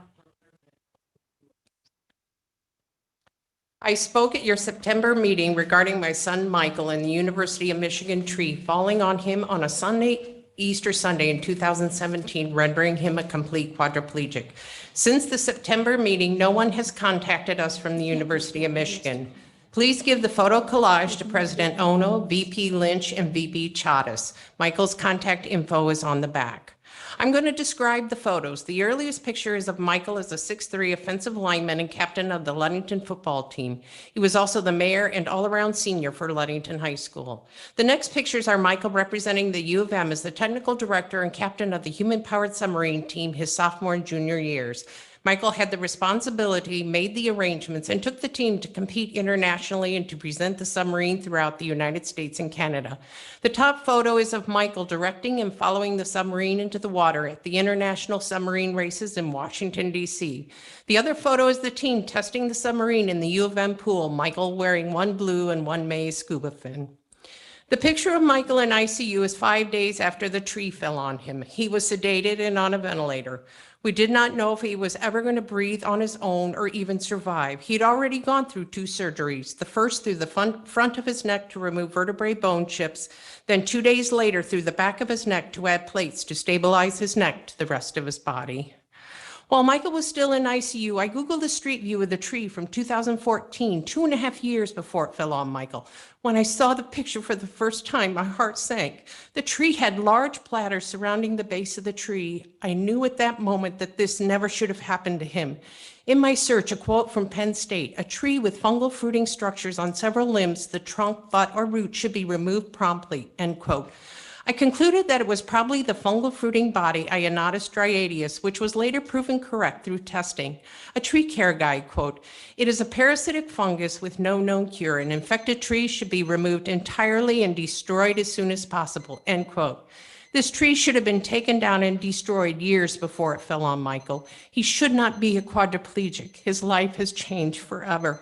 To President Ono, the Regents, VP Lynch, and VP Chavez, you have the opportunity to do what is right, to have accountability, to have integrity.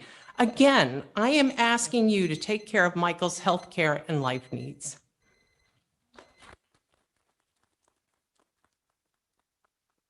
The next speaker is Brenda Ireland. And up next after that will be Joseph Consiglia. Yeah, I just want to start off by saying please take care of Michael's needs. My name is Brendan Ireland. I'm a member of the Student Sustainability Coalition, president of the Sierra Club at the university, and a founder of Fridays for Future at the University of Michigan. I am also representing the interests of the Student Carbon Neutrality Network. Today, I am holding in my hand a petition created by Fridays for Future, currently with 931 students signed onto it either physically on paper or through an online form. This petition focuses on concrete and actionable things that can be done or begun immediately to reduce emissions and improve sustainability both operationally and culturally. This petition calls for low carbon concrete and steel, green roofs, and rooftop solar to be in all new university construction, including the new housing project that was talked about today. It also calls for solar infrastructure to be developed over university parking lots, like Michigan State University did 5 years ago. Finally and crucially, this petition calls for improved communication of carbon neutrality goals, with an example of the university setting a date of completion and assigning a contact person to each goal the university commits to. These initiatives are very well supported by students. Students want to see solar panels on the roofs of their dorms and classroom buildings. They want to see the university's commitment to carbon neutrality built into the university itself, not simply declared in reports and on banner on the DIAC. Now, these commitments are valuable, and concrete actions to begin and implement them are very important. But they too are not enough to solve the immense challenge of climate change and environmental destruction without a larger mechanism guiding those actions to an ultimate goal of decarbonization. This larger mechanism must be a master plan, integrated over all 3 campuses and over a timescale of decades that lays out the plan for achieving carbon neutrality on campus. My ask of you today is to proactively and continually involve students throughout the establishment of this long-term, fully integrated master plan that centers sustainability at its heart and drives the University of Michigan towards its decarbonization goals. Thank you, and Ijak NG Gijigawandeg. Thank you so much for those words, and we're not ready to announce things, but you'll be happy to hear that many of the ideas that you propose, and I want to say that the weight of the, what did you say, 900 or so signatories is for me very meaningful, and that we are really on the same page moving forward, and I look forward to receiving that and working with you moving forward. So thank you so much. Thank you. Okay. Joseph? Hello, my name is Joseph Cernelia, and I am the co-president of Citizens Climate Lobby, and am representing the interests of the Student Carbon Neutrality Network, also known as SCAN, which is a network of student organizations sharing a common goal for a just transition to carbon neutrality. Our campuses are constantly changing, with new buildings such as the newly renovated CCRB and the hospital expansion being built as we speak, not to mention the newly announced dormitory. But with this construction comes an unfortunate reality. Construction accounts for a massive share of global carbon emissions, with cement alone accounting for 8% of global carbon emissions, according to the International Energy Agency. If we as a university are truly committed to transition to carbon neutrality, we must start accounting for these embodied carbon emissions in all new construction and increasing existing building stock efficiency through incentives and accountability. We must have a master plan that acknowledges and accounts for these added emissions, and one which centers carbon neutrality in all future projects. There needs to be a clear commitment to solar. The US as a whole is far behind in the development of solar infrastructure, and we as a university are falling behind to schools such as Michigan State. We need a commitment to the use of low carbon building materials such as low carbon cement and steel, and we need commitments to help combat current emissions and increase building efficiency and sustainability with green roofs and an increase in green spaces on campus. These reforms are increasingly popular among students, as exemplified by the petitions and the recently passed CSG resolutions. If the university wants to demonstrate its commitment to carbon neutrality, then it must prove it by proactively and consistently involving students throughout the establishment of a long-term, fully integrated master plan that centers sustainability at its heart and drives the University of Michigan towards its decarbonization goals. Thank you for your time. Thank you. Our next 2 speakers are Michael Heinrich and Timothy Heinrich.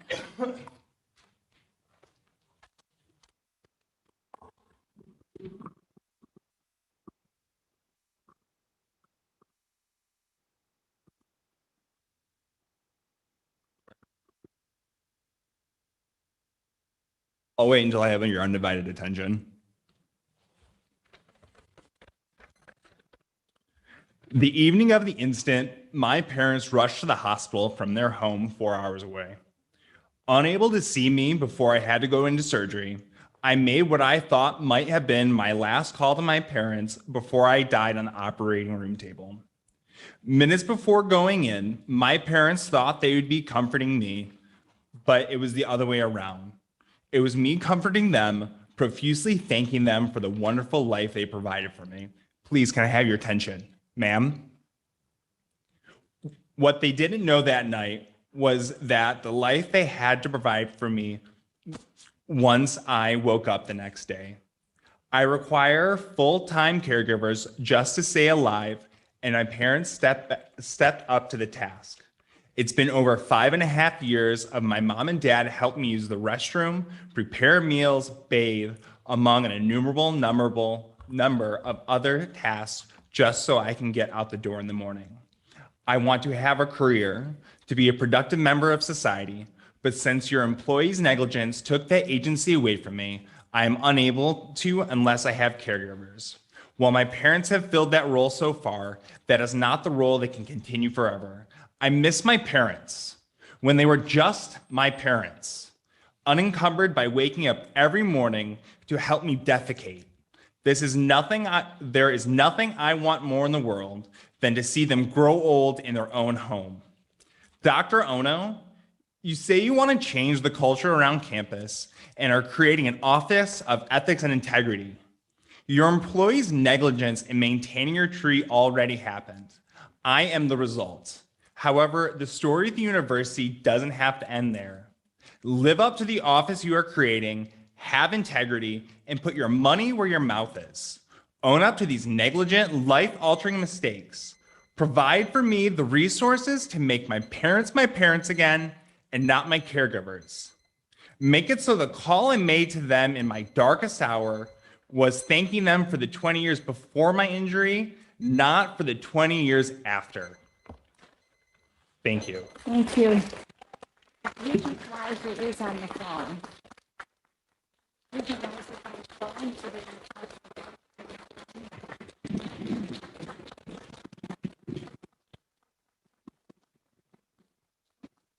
Thank you. Before we move on to the, thank you for that. Before we move on, we just have someone on the phone about the last item that we voted on, Regent Weiser. Is he on the phone? Can we hear him? Sally? Regent Weiser, can you identify your presence? My vote is yes. Okay, Thank you. So we're registering a vote yes on conflict of item number 20, which means we have the requisite 6 votes. Thank you very much. I apologize for that. It's just that we needed that vote for the item number 20.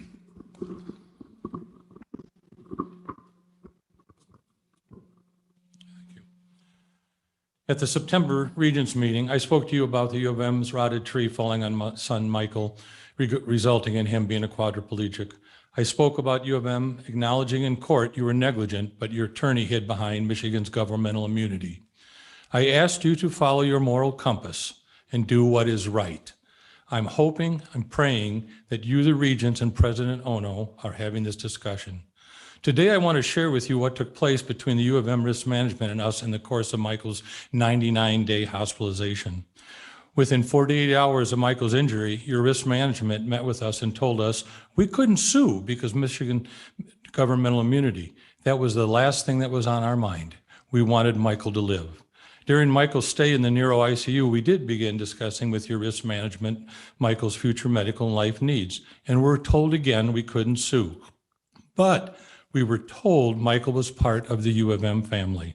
Throughout his 99 days in the hospital, we didn't contact an attorney because we trusted our conversation with U of M's risk management, who said Michael was part of the U of M family. Prior to his discharge, I asked to get in writing how U of M would help Michael. Upon his discharge, I was given a phone number of a U of M administrator to call, which I did. During the conversation with the risk manager administrator, she made it clear that U of M was not going to help Michael in any way. The risk management administrator said, and I quote, "No funding available." I'm going to say that again, end quote. No funding available, end quote.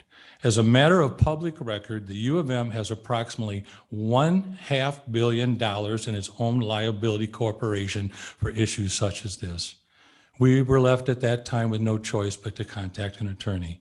We trusted U of M telling us Michael was part of the U of M family. As I look at you, President Ono, and you, the Regents, I cannot believe that you will not help a student who is one of your leaders, who represented the U of M as he took a team of students to compete in England and Washington, D.C., who was struck by a rotted tree due to U of M's negligence, a student your staff said was part of the U of M family. Let your actions now show students, parents, and alumni what family means to you, President Ono, what family means to you, the Regents, and what it means to be part of the U of M family. I ask to do what is morally and ethically right and provide for Michael's medical and life needs. Please do what's right. Thank you.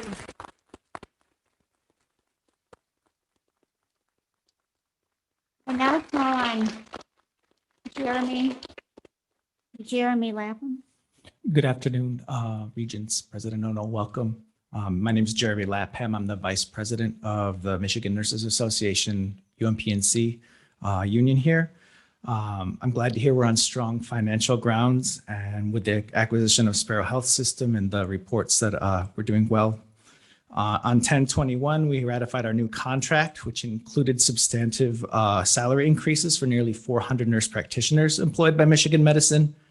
This new salary model was long overdue and resulted in an alignment with NP salaries with those of physicians' assistants. Unfortunately, nurse practitioners have now gone 2 months without receiving pay adjustments in alignment with the new model. And we're being told that the university will not be providing back pay retroactive to contract ratification. Now, every other classification of employee included in our contract settlement has received their increases from the date of ratifications. Only nurse practitioners have been singled out in this way.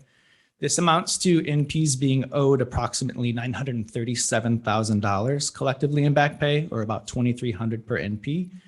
And if wage increases are not remedied by the next pay period, it would amount to an estimated $1.4 million or $3,500.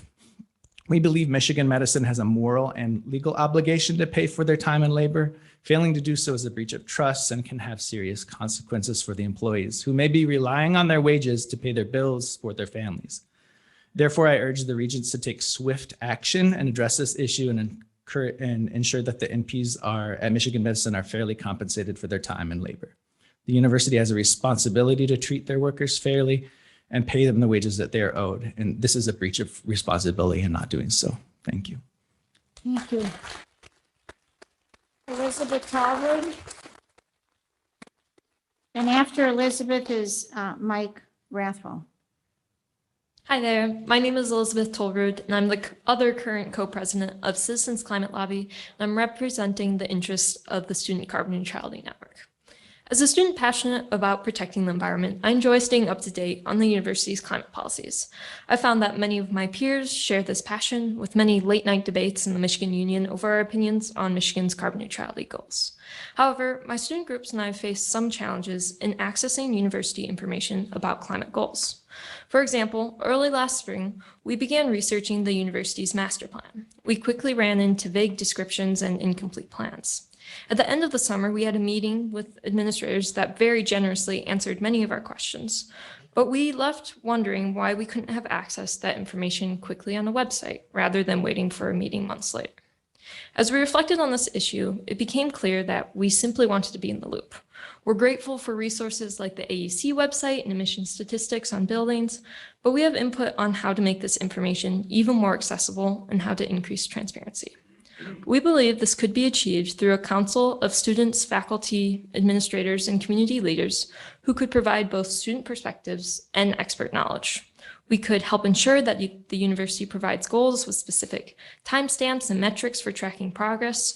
We could help hold each other accountable. We could begin by providing input on the master planning process. My ask of you today is to proactively, consistently, and continuously involve students throughout the establishment of a long-term, fully integrated master plan that centers sustainability at its heart and drives the University of Michigan towards its carbon neutrality goals. Help us foster the intergenerational connections needed to continue tackling climate issues on campus. Thank you so much for your time, and as always, go blue. Thank you very much. Thank you. Mike? Okay, hello, I'm Mike Rathel. I graduated from U of M in 1985. I went to Cooley Law School afterwards. And passed the bar in 92, first shot. One comment that lady there, I'm sorry about your son, she mentioned some tree science, and part of our motto is science. So if you, I mean, you have an obligation to take care of trees that are rotting, okay? And I hope that you do the right thing and help Michael there. I go by Mike. All right, I'm here to speak about our relationship to the NCAA. There are some rules the NCAA has that are draconian, that don't have any purpose as far as helping students. Supposedly, the core purpose of the NCAA is the educational experience of the student athlete is paramount, okay? That's what they say in their core purpose. How is it paramount that a student who wants to test the waters of a student athlete who wants to test the waters of a pro draft and retains an agent loses all athletic eligibility just by virtue of retaining an agent, okay? That's one thing that the NCAA has in the rules. Another, they have the rule, I think they tweaked it a little bit with this portal thing, the transfer portal, but your students are still punished. They have to ask for a waiver or whatever it is to transfer. You got Cade McNamara, who we tossed off, kicked over to the curb, right, because we don't want him anymore. He's going to lose a year of, he's being punished. He's losing a year of academic eligibility. Maybe he's not, but the rules need to be, we need a committee to look at the NCAA rules and to propose changes to the NCAA rules. There's an annual meeting every July in Indianapolis that the NCAA has, and we're a member. So I'm asking you, President Ono and the Regents, to appoint some people, have a committee, and look at possible rule changes, including the ones I just mentioned. Thank you very much. Thank you. You're welcome. Susan Gano Phillips.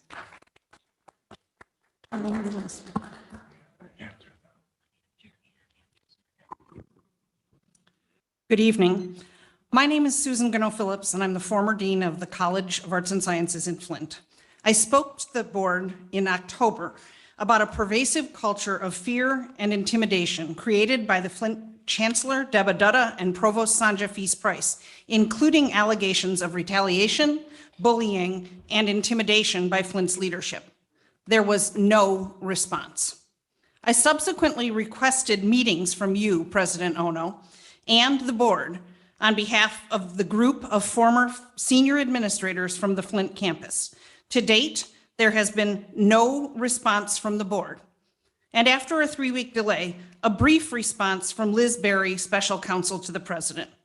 Despite outlining only 8 of our nearly 36 concerns in my request for the meeting, none of you have seen fit to meet with this group. You do not even know who wants to speak to you, except that they are former senior administrators, and you've heard less than 25% of the concerns. Yet, Ms. Berry says the president's office is fully aware of the circumstances in Flint and that further review would be unproductive. Instead, we have been referred to, and I quote, appropriate channels on the Flint campus, including human resources, when that office reports directly to one of the members who has been accused. Isn't that reporting mechanism a bit absurd? President Ono and members of the Board of Regents, why do you refuse to hear the concerns of former senior administrators from the Flint campus? In this week's recommended training for faculty and staff about retaliation, we are told, and I quote, it requires a commitment from all of us to say something when we see something that isn't right or when we have concerns. Further, leaders are encouraged to, quote, be available and supportive. Let those you lead know you will listen to them, any concerns that they may have, and take action quickly. Why then do you refuse to hear our concerns? Your lack of response is tone deaf and indicative of the arrogance and cover-ups we've seen in previous misconduct cases. These issues are not going away, and neither are those of us who speak for the many who have been and continue to be silenced and harmed by campus leadership. Thank you. Suleiman Yuladad. Thank you. Hi, I'd like to echo the sentiments of Michael and the members of SCAN first. Second, my name is Maxwell Klein, and I am a fellow at Rewild Your Campus, an international organization dedicated to eliminating synthetic herbicide use on campuses. And synthetic herbicides are dangerous. This is a fundamental truth. There have been several lawsuits very recently which have been won after many, many uphill legal battles. The World Health Organization has identified glyphosate and many others as carcinogens. All over the world, especially in the EU, these substances are banned, yet we spray them on our own college campuses. We are the best university in the world. But dozens of other universities in the United States are already ahead of us on these issues. Princeton, UNC, UC Central Florida, Indiana University, and all of the University of California schools are committed to or have already gone synthetic herbicide free. The point is not that we should be ashamed that we haven't taken as much action as others on this, but to know that this is something that is possible for prestigious universities to transform their campuses into organically managed plots of land. Already we have the Matai Botanical Gardens, certain parts of North Campus already going herbicide or synthetic herbicide free. Additionally, we've done all the steps except funding for to become a bee-friendly campus certified, as well as in the past there was an action and granting funded to make the DIAG an organically managed plot of land. Point is, we should take action on this because we're the leaders and best. Thank you. Thank you. I think we might have skipped over a speaker, Suleiman Buladad. Dear esteemed Regents, President Ono, and the executive officers of the university, heartfelt thanks, first of all, for the honor to address this meeting. My name is Süleyman Uludağ, Flint computing professor, one of the professors who moved to the new College of Innovation and Technology in June. After hearing about the unfortunate and distorted comments by a former administrator in the October meeting, a likely manifestation of the tall poppy syndrome, I felt compelled to make the following comments. 1.3 million US students left college during the pandemic. High school graduates are declining. With booming enrollment, computing can be one breather for the challenge. Yet, unfortunately, before the move to CIT, computing faculty didn't get the support from the former administrators. Even with the positive revenue and losing several faculty, for 7 years, no posts were allowed. A very successful high school programming contest resulted in a reprimand and aggressive pursuit via HR by an administrator for no reason. CS faculty held back for fear of retaliation. A computing faculty member with award-winning research and teaching denied promotion. Even the computer science name was removed from the department name and we were swept under the rug. That's why computing faculty unanimously voted for the move. At CIT, we are aggressively developing several programs of high demand for financially viable operations. We are now hiring several faculty members. Generous support processes now exist for increasing the teaching, learning, research, recruiting, and retaining students. Finally, unlike the gloomy picture depicted in the October meeting and a few minutes ago, many on our campus wholeheartedly support the exciting initiatives taken by our Chancellor and Provost with your full support. I kindly and respectfully request your continued support for the Flint campus initiatives, especially for high growth areas like computing and STEM in general. With my sincere thanks, go Blue. Thank you. Our next speaker is Wazi Ryman. And after that will be Kathleen Brown. So I do have to begin to give my support to Michael. In my hands, I have 2 college letters, one from the University of Michigan, Ann Arbor, and one from Dearborn. I had received both of these in the mail 2 years ago, but the difference is that Dearborn also gave me a scholarship, and that solidified my enrollment at the smaller campus. Many often question why I chose Dearborn over Ann Arbor, often citing the Ann Arbor experience. And I would assume, President Ono, that in these past few weeks, you were able to be enriched with that experience. But I've also come to learn, love, and advocate for the Dearborn difference, which is unparalleled. Good afternoon, Board of Regents, President Ono, and the public. My name is Wasi Rahman. I'm a second-year student at U of M Dearborn, and I'm here to share my excitement and sheer excitement for President Ono's visit tomorrow to our Dearborn campus, and I encourage you all to visit us one day as well. For over 6 decades, we have had great pride in our chancellors, and of course, the great Chancellor Grasso. But it is also now time to take pride in our presidents and in our president, and for the presidency to take pride in us. In 2020, 48% of our students were first generation, and our student body has students from over 78 birth countries. And in a city like Dearborn, we are rich with culture, ideas, and a strong sense of fellowship and camaraderie. Our Dearborn mayor is a U of M Dearborn alumni, and our city and school are very intertwined. But it should be understood that although we at Dearborn may bear the Wolverine name, it sometimes feels like the spirit of the university doesn't extend to us in Dearborn and for those in Flint. So tomorrow is a symbolic first step in addressing that. It is more than just a visit, because a visit implies a coming and a going. Indeed, tomorrow is a reception to welcome you, President Ono, but a reception and inception of a new relationship between the office of the president and you from Dearborn and Flint that must be fostered for the sake, purpose, and mission of this great university. And as I conclude, I would like to say some words from the great Dr. Santa Otto, the University of Michigan's 15th president, my president. We can do even more, and we will do it together. Thank you. Go Blue and go Dearborn. Thank you. Kathleen Brown. And after Kathleen is Amir Fleshman. Great.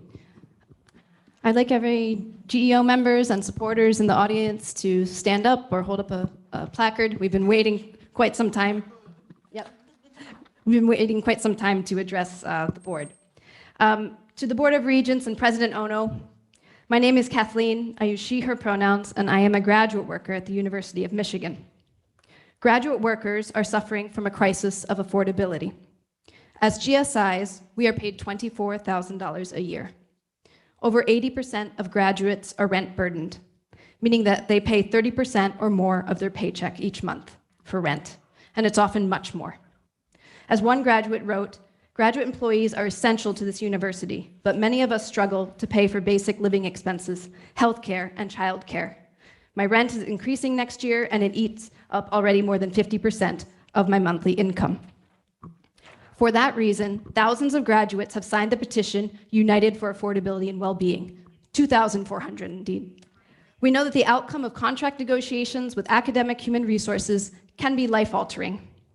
That is why hundreds of graduate students have signed up to attend bargaining with human resources.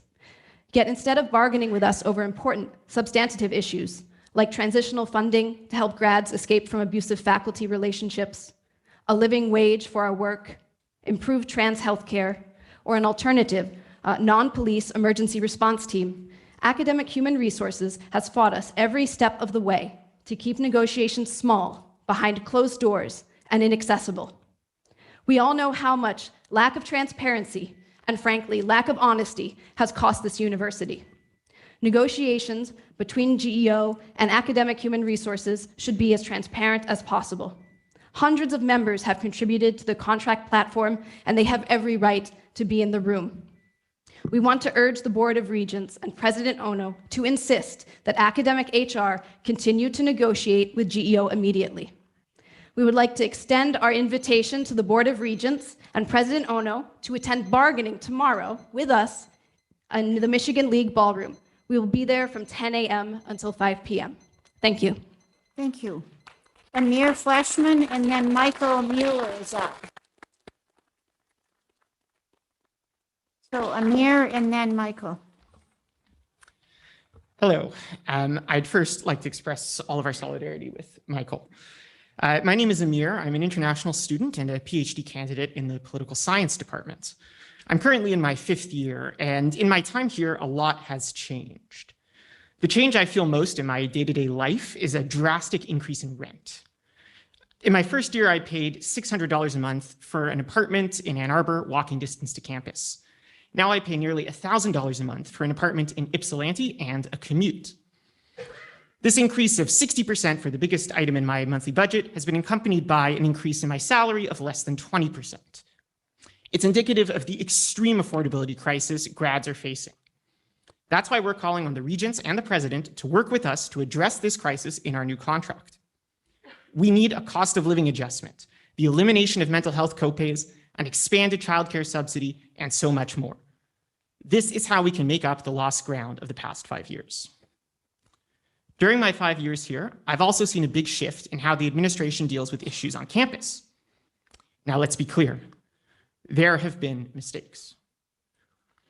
But we've also seen leadership from the Board of Regents and a willingness to work with and listen to campus workers. We saw this with your decision to make changes at the very top of the administration, and we welcome the hiring of President Ono as a sign of your willingness to turn a new page. We also saw this when you took the initiative of bringing card check to the university, a hugely significant change that will allow thousands of workers to exercise our fundamental democratic right to form trade unions. This new direction, led by the Regents, is why it's so surprising for us that academic HR has been resistant to transparent bargaining.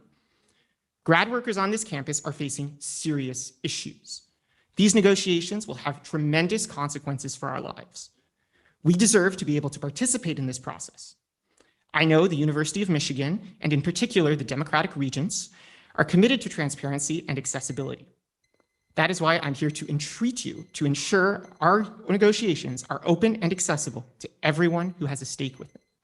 Thank you very much. Thank you. Michael Mueller. And after Michael is Jared Eno. Good evening, and first I'd like to express solidarity with Michael and his family. So my name is Michael Mueller. I use he, him pronouns. I'm another member of the Graduate Employees Organization.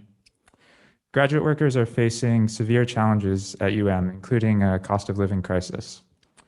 Many of us are struggling to scrape by and to live through grad school with dignity, from parents forced to take second and even third jobs just to pay the bills, to social work students required to do unpaid field work, to grads forced to bear the costs of harassment and discrimination in the workplace. These problems are serious, but they're also solvable. Quoting from a fellow GEO member, "We have so many important proposals that we plan to discuss with academic HR, including some that we anticipate academic HR and the university more broadly will actually be eager to support. For example, during previous bargaining campaigns, GEO and academic HR have negotiated substantial improvements in transgender healthcare coverage through our grad care insurance plans. These changes were so successful that the university now includes identical coverage in all university employee health plans, not just grad care. However, there remain substantial barriers to accessing the healthcare services that GEO worked so hard to have covered by our insurance plans.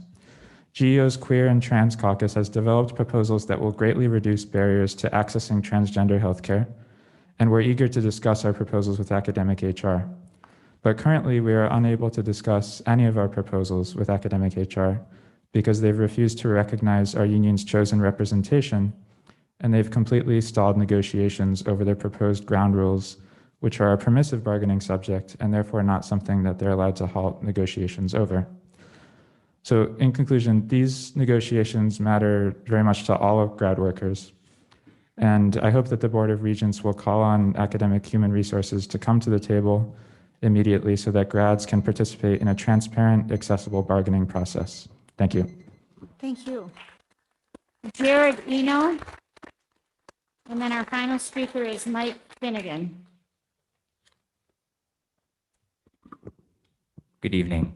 My name is Jared Eno. I use he, him pronouns.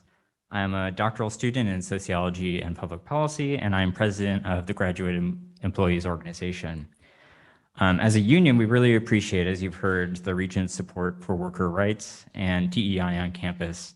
And President Ono, we appreciate your commitments to openness, transparency, and communication, as well as your leadership in creating the Okanagan Charter, which you joined last year, committing to becoming a health-promoting university where health is, quote, infused into everyday operations, which I think certainly includes injuries like Michael's, which I hope that you fund his needs in the future. These are all goals that grad workers share and have a personal stake in, and we've developed, as you've just heard, a platform of proposals for our contract negotiations that we think would make significant progress toward those goals and would enable us to do the high-quality teaching and research that we love to do and want to do and came here to do. Unfortunately, we're having trouble getting academic human resources to talk to us about these proposals.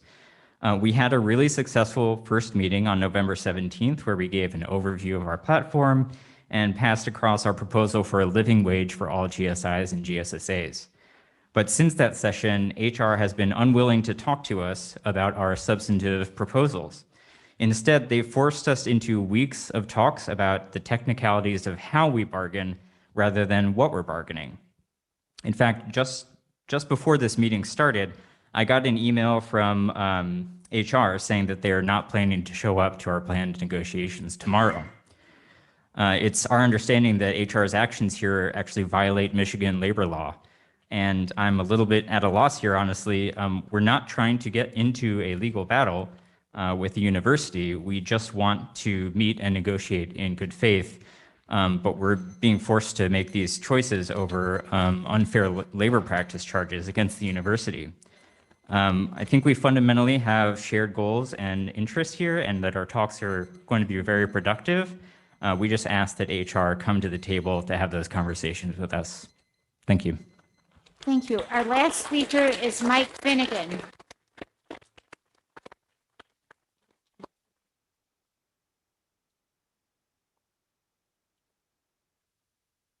Hello? Oh, okay.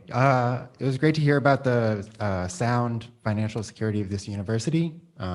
It's great that we have that so we can put it towards families like Michael's, as well as the nurses and graduate students. My name is Michael Finnegan. I use they, them pronouns, and I'm a PhD student in the Department of Economics. As a graduate worker, I'm also a member of our union, which has been an immense benefit to this institution when university, human resources, and administration have worked collaboratively with us. In recent years, I do worry that this relationship has become strained and that the university may not be in touch with its students. Many of our graduate students, specifically chronically ill, immune compromised, and disabled, have lived the past couple of years in hiding and cannot voice their struggles, despite being told that they must teach in person without a mask mandate, when the workers in person need that layer of protection to effectively teach. To give a sense of these difficulties graduate students face, I'm going to read a testimonial from a friend and fellow graduate student. I quote them. I was born with 2 autoimmune diseases, one which is type 1 diabetes. Was a clear choice when deciding on graduate schools due to its top quality research and quality of living. The healthcare documents stated that they provided diabetic equipment, alleviating my disease's financial burden. Once here, I realized that actually meant that they would pay for miscellaneous diabetic supplies like needles and alcohol swabs. But doesn't fully cover my $3,000 of monthly insulin. I spend nearly $500 a month, roughly 20% of my paycheck, to functionally live. Another 30% to 50% goes to rent. Unfortunately, this is me speaking, HR is attempting to make the place where workers can meaningfully bring issues facing graduate students, that is contract negotiations. They're making it unsafe for disabled workers. Unlike many events, like this event today, which is being streamed, HR is refusing to bargain for bargaining to be viewed virtually. As cases continue to rise in the winter, we need to have a safe and accessible way for disabled people to raise their concerns on the affordability of healthcare at contract bargaining. Thank you. Thank you.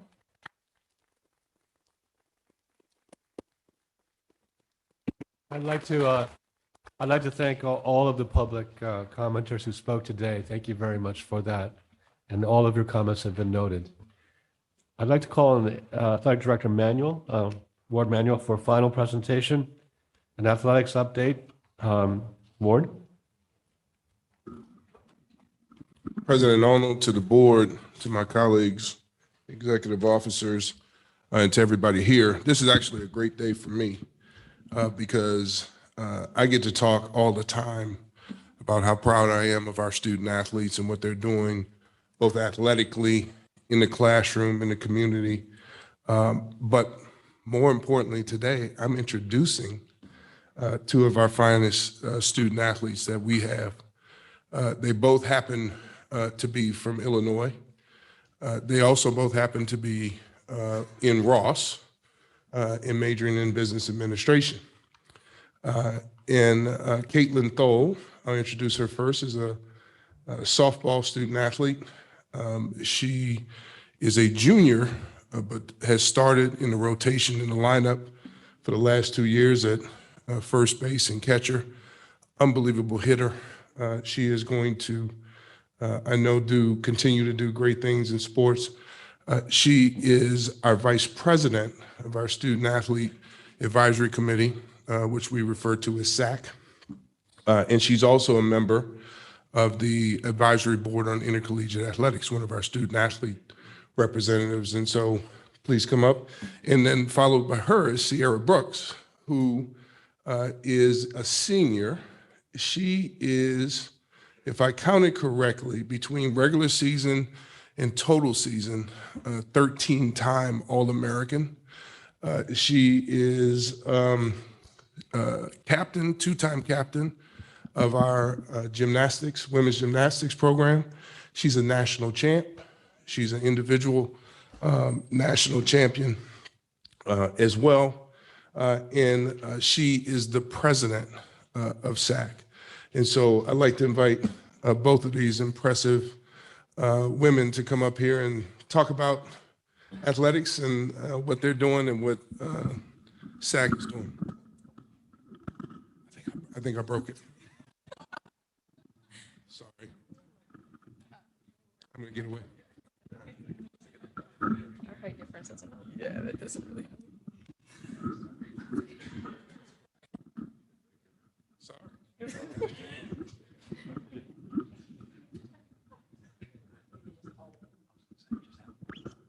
There we go. We're good? Okay. Okay. Yeah. Thank you, Ward, so much for that introduction. We appreciate it. Hi, everyone. We're super excited to be here today and appreciate having the room to just talk to you and give you some updates from the student athlete side in regards to our experience here at Michigan and just how everything is going. So he already gave us an introduction, but like he said, I'm a senior. I'm Sierra Brooks, and I'm the president of SAC. Hi, I'm Caitlin. Everyone calls me Kiki. I'm a junior on the softball team. So to start off, we just wanted to give you guys a quick overview of what SAC is. So it's the Student Athlete Advisory Committee, and it's basically the student council of Michigan athletics. So we're very focused on making sure that the student athlete experience is good. We try to make sure that we communicate well to all of our student athletes, and we are we communicate very frequently with administration within our athletic department. So that's very much what we're focused on. We are broken up into subcommittees that focus on mental health, events within athletics to make sure that athletes are also friends with other athletes from other teams, because it is very common for us to be very close with those that we see every single day at practice. In addition, we focus on NIL and CAA, Mock Rock, DEI, MAC, which is our Michigan Athletics Career Center, and community engagement. So within SAC, we have 2 representatives per each team within athletics, and it's a great group of people, and we meet every 2 weeks to really discuss what's going on, to make sure we're getting the student athlete opinion, and we try to be very open and transparent to make sure that any student athlete feels that they can come to us for anything that's going on. So we wanted to give you guys some updates that are not so heavily focused on athletics. Kiki's going to take the athletics portion, but in terms of what's going on for us and some updates that we have, we're very focused on making sure that we develop student athletes outside of just athletics. So we want to prepare student athletes for life after sports. So what we've been working on recently with the athletic department is our Victors for Life program. So this is a program that integrates different opportunities for student athletes about career prep, mental health, leadership development. And what this is tied to is the Michigan Athletics awards, which are basically tied to the NCAA versus Alston case. So it's monetary awards that student athletes can receive based on their academic performance. So as long as student athletes remain eligible, they get a certain GPA point and they pass 12 credits, they're able to be allowed to have these rewards. So this is very new for us, and I think it's gone really, really well. And from the student athlete side, I don't think we have any complaints, and we're really happy with how Michigan has handled this. Moving on, we also, like I mentioned earlier, we have our Michigan Athletics Career Center, which is very focused on resume development, making sure that we're finding internship opportunities that work for us. As student athletes, we don't have the summer as available as other students might. So we try to find opportunities that match us, that might be closer to Ann Arbor so that we can train while also working on professional development. And they've been great with this. In the beginning of the school year, we had a career kickoff where we had over 300 student athletes attend, and they were able to network with various companies and really take a step forward for prepping for life after sport, which is something that we really want to focus on a lot. And also on the topic of NIL, this is also something that's very new as of July of last year, and Michigan Athletics has done a great job with this. It's new territory. No one really knows the best way to go about it, but we have really focused on educating student athletes. We focus on branding opportunities and teaching student athletes how to really market themselves in one way and the best way to differentiate themselves from others. So that's been great. We also have recently hired Danielle Davidson, which is one of our assistant athletic directors of compliance and NIL education. And I think she's going to be really transformational for us. And she has already done a great job of reaching out to every single team and really having that individual side to her. And one last thing that I wanted to talk about was just focusing on the student athlete experience. Like he said earlier, I'm a senior, and I think freshman year was great with our academic center. We have this off of State Street, and it's a great place where we have our student athletes come in, we have our academic counselors, and we're able to really just meet with the career center, professional and leadership development all in one building, along with compliance. When COVID came in, we kind of saw this building not necessarily die, but like we said, it was a lot less of a place where everyone could call home. But senior year, with things returning to normal, it's been great to see it booming with tutors in person and just seeing our freshmen come in and get their hours. And I think that's been a really great note for us. And like I said lastly earlier, but one thing that we really do focus on is we want student athletes to understand the privilege that we have just being able to compete for this university and all of the opportunities that we have. So we really try to encourage student athletes to give back. So most recently, we've been having student athletes contribute to our holiday giving drive. And right now, we have over $5,000 in donations to the Magic of Christmas and around 1,000 pounds of food or canned food donated. So this is currently finished yesterday, so we don't have all the numbers yet, but we're really trying to make sure that student athletes are giving back to the community and just being really appreciative of their role here on campus. And also to go off of that, something that Michigan Athletics has been doing since 1999 is Mock Rock, and that's coming up in February, and it's a variety show with all the student athletes. It originally started when one of the wrestlers passed away, and once they met the endowed scholarship amount that they wanted, they started to do it for other charities that student athletes chose. And this year, this one's, a little bit close to me since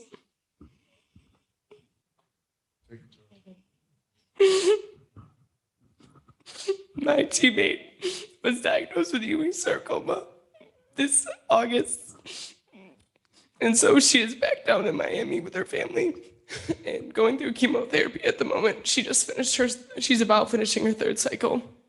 And so this year we decided that we're gonna put her as our Mock Rock beneficiary, which we had to jump through a lot of hoops just to get there, but we're really thankful for Michigan Medicine and allowing this to happen because I know we are in contract with them and everything. And so we're really excited for that. It's going to be at the beginning of February. We're working on our guest judges right now. So that's always fun to pick different people around the university. And then going off of that, we do want to thank our athletic department for caring a lot about mental health. This past fall, our athletics department actually bought every single student athlete a Sack the Stigma shirt with the hotline on the back. And we thought that's something that's just very important. Our voices are being heard. In addition, we're in the works of getting therapy dogs to come to our facilities, just finals coming up and helping with student athletes. And lastly, we also had all of our athletic counselors go to their specific team and go through mental health training. And once you went through that training, you received a gratitude journal that student athletes are allowed to use, which has been very helpful just to kind of get your mind off of something that you do day in and day out. And then next, moving on just to athletics, our football team is going to the Fiesta Bowl. Woo, that's very exciting. Field hockey also won a Big Ten championships this year, as long as Michigan football. Women's basketball is off to a hot start. They actually play tonight at 7:30.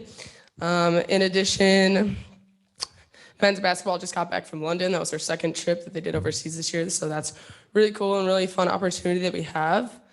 And just women's and men's gymnastics also kick off this weekend. So you can go see Sierra compete at Chrysler.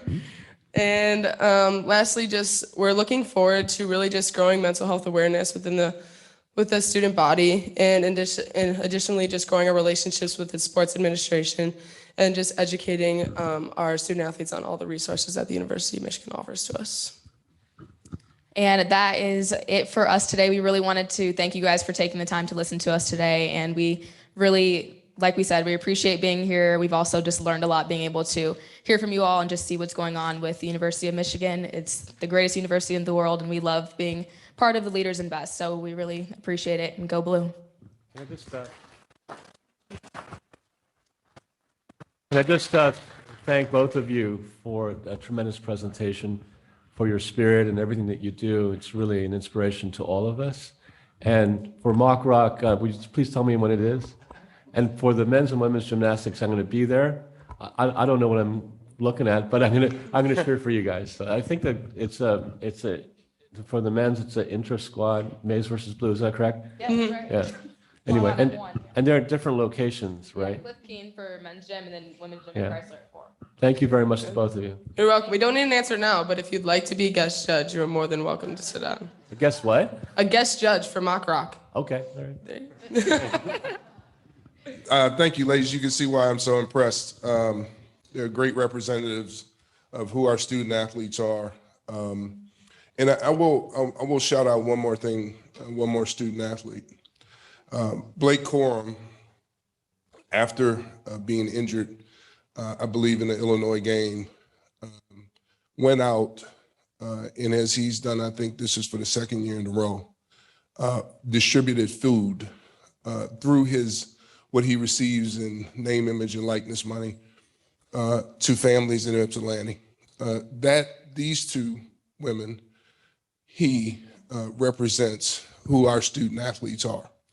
While we all deal with issues periodically that pop up, more than not, the propensity is for us to have great young people here at the university, great young people throughout, great faculty and great staff. And so I want to thank you for your time and for listening to them, and go blue. Thank you.